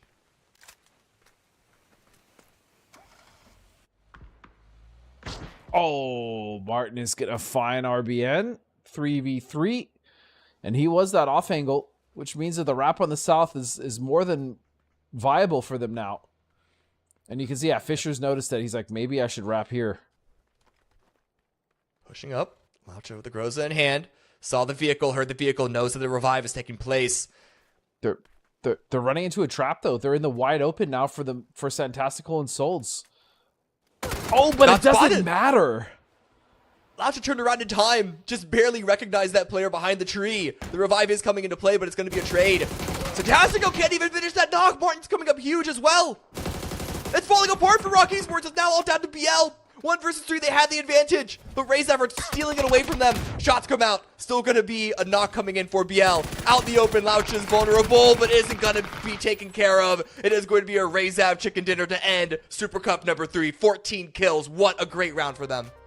What a strong finish as well. They may not have won, but they made a statement there, and they played, again, very slow, very patient, but very good PUBG, very fundamental, right? They didn't take any unnecessary risks. They hunted teams down. They slowly constricted on them almost like an anaconda, right? And they were just able to continuously find points throughout all these games. And you know what? That's great to see from a team like Razav. Let's look at this final game once again, how it all started. I'm sorry to interrupt you, but I still cannot believe Youngblood lost that final hot drop when they were up in that advantage in the hospital. That was really, really rough to watch. Andy, though, my king, popping off. Got a little sight on how Team Mira lost their first player. And then just these teams running from the blue, all the hard shifts, the delayed approach onto Sosnovka into the southern hard shift just made it difficult for all of these teams on the north side. There's just knock onto Nyx. And then here is this open air fighting. So like Rolling Hills style fighting. Look at that headshot down to like 20 HP. Cowboy almost turned that one around. Sam Crow did well to get himself in here, and a lot of kills coming out. I mean, a clean wipe onto 4-0 from Al-Qadsiya, but we know that's not going to be enough to propel them forward. Either way, they did win some money. They're in the top left of the winners column, I should say. And Beal with a heroic effort here, it wasn't enough. It was really just Razav closing it out. 12 kills and a dub, a 14. That's a 19-point game for those boys. Match leaderboard, Razav 19 points. Al-Qadsiya with a good number of points themselves with 12, but Rock Esports with 7. Team Mira matched that, but with the 10-point lead that Rock had coming into it, they are still going to be the winners of Super Cup number 3. D1 getting up there with 6 kills, 6 points, doing some good job for one of the other sort of younger, less experienced squads in this lobby. For sure. Bestie with 4. PD, I really wanted to see them challenge, but they just bit off more than they could chew that game. But either way, just a great tournament watch from them, this event. Super fun. LG as well, making it super fun for us with all the BRDMs and nonsense, especially Vox and his signature BRDM. So yeah, it was just all around good fun, all around good stuff. So let's look at the overall leaderboard, see how it all played out. 12 games down over the course of this entire weekend. It is going to be Rock Esports, your winners of PUBG Super Cup number 3 here. 105 total points, 84 kills. Most kills in the overall leaderboard. Can't even blame it on placement this time around, which would have been hard to do with the placement point adjustment that we've been seeing the past couple of events. But regardless, well played by Rock Esports. Remember, Mira and Luminosity, they had like a 20-point gap between them and 3rd place coming into day number 2, but Rock stepped up. Bestia stepped up, and then potentially Dangerous towards the end along with Razav. They also stepped up on the 11th hour. Yeah, they really did. And that's a really good point to make as well. When we talk about, you know, this format, beyond just the TPP, it really comes down to just the change in how placements work, right? You're cutting it in 50%, cutting it in half price chicken, I believe is Mark called it. And that just means that kills are so much more heavily incentivized, and the teams that were able to go for those kills, you can see, you know, your PDs, your Razavs, LGs, your Miras, they were able to actually get the most out of this system, which is why we see, you know, Rock in first place. And so I think moving forward in the cups, when we talk about Masters, it's really going to come down to the teams who are going to be more aggressive and then find that success. And this is how everyone gets rewarded with the prize pool of this event. It's going to be Rock Esports with 1,500, Mira with 1,000, and you can see it trickle down from there. 4-0, they held on to 8th place, so they still get to go home with a little bit of change in their pocket. And I believe the ending points were still tied between them and 55. But I think it's still, even with the placement point change, it's still placement points as the tiebreaker. And 4-0, I think with a couple of their end games that we saw, they were able to break that tie and get that cash in their pocket here. GG's across the board for everyone who competed this weekend. Congratulations to Rock Esports for being our Super Cup 3 victor. Again, it might not be the same thing as winning a Masters, winning a PAS, or even going, much less winning a Global. But any victory is a good victory when you play competitive video games. Yeah, I mean, that's fair. It feels good to win some money either way. You can see Rock with 84 kills. And total damage as well. The damage numbers are actually very close across the top 5 teams. You can see them and Mira basically just within 200 points of each other, and then LG not far behind with PD, and Al-Qudsi as well. A healthy amount of damage. So the survive time as well, no surprises there. But actually a surprise in there is going to be 4 Happy Men's. They've managed to survive the majority of the games more than everyone else. But again, that's also kind of because of the way they played. They split everyone up. They never really had a full controlled like 2-2 split. Because of that, there was a lot of solo play that was able to kind of get them towards the highest average survival time. So hoping to see, if we see them back, some adjustments there and more team play. So look at the total kills. Snakers actually being in first place. I'm not saying that because I'm super surprised because he's not a good player, but just with the amount of kills that, other teams had, it looks like it was much more shared across the board. But 30 for him. Good on you, Jake. Well done. Yeah, unfortunately, wasn't enough to be able to carry Luminosity to a win. It's still getting I'll say it, unofficial MVP of this tournament. Just getting that much damage, besting everyone else, that many kills, besting everyone else. Really good performance by Snakers. Always great player. Always will continue to be a great player. And again, Al-Qudsi also showing their face in total damage. First it was teams, then it's individual players. This sort of makes me... This is curious about Al-Qudsi. It seems like they have been in a lot of fights. They've just struggled to sort of actually translate a lot of that damage into kills. Either on an individual basis like Cowboy or a team basis. And we also know that they got their pockets picked quite a lot, right? We saw a lot of... they actually had a lot of knocks, but they just weren't able to convert, whether they were distance or something else. But either way... again, the Cups are just a fun event for players to just get practice against, really good teams. If you are one of those inexperienced teams coming in, and you have a lot to learn, so that's great for them. And for the experienced teams, it just keeps them warm, right? It's another opportunity for them to play. Again, we have a lot of third-person events happening this year, and so it's just more practice for them. And overall, I think it's been enjoyable. Yeah. It has been. It's been absolutely great. You guys could also be a part of the next leg of greatness here at the Players Tour. Exclamation point registered to sign up yourselves. We have the next set of scrims happening tomorrow to qualify for next weekend's cup. These next 2 cups will be qualifying for the next Masters. So the reason you didn't play in this event because you thought, oh, the Super Cup, that's not enough for me. Masters, that has to be enough for you, right? That's when we are going to expect to see the best of the best teams show up. Because of PNC, we saw Falcons, we saw Liquid, we saw Furia. They took a little bit of a break, right? They weren't here this weekend.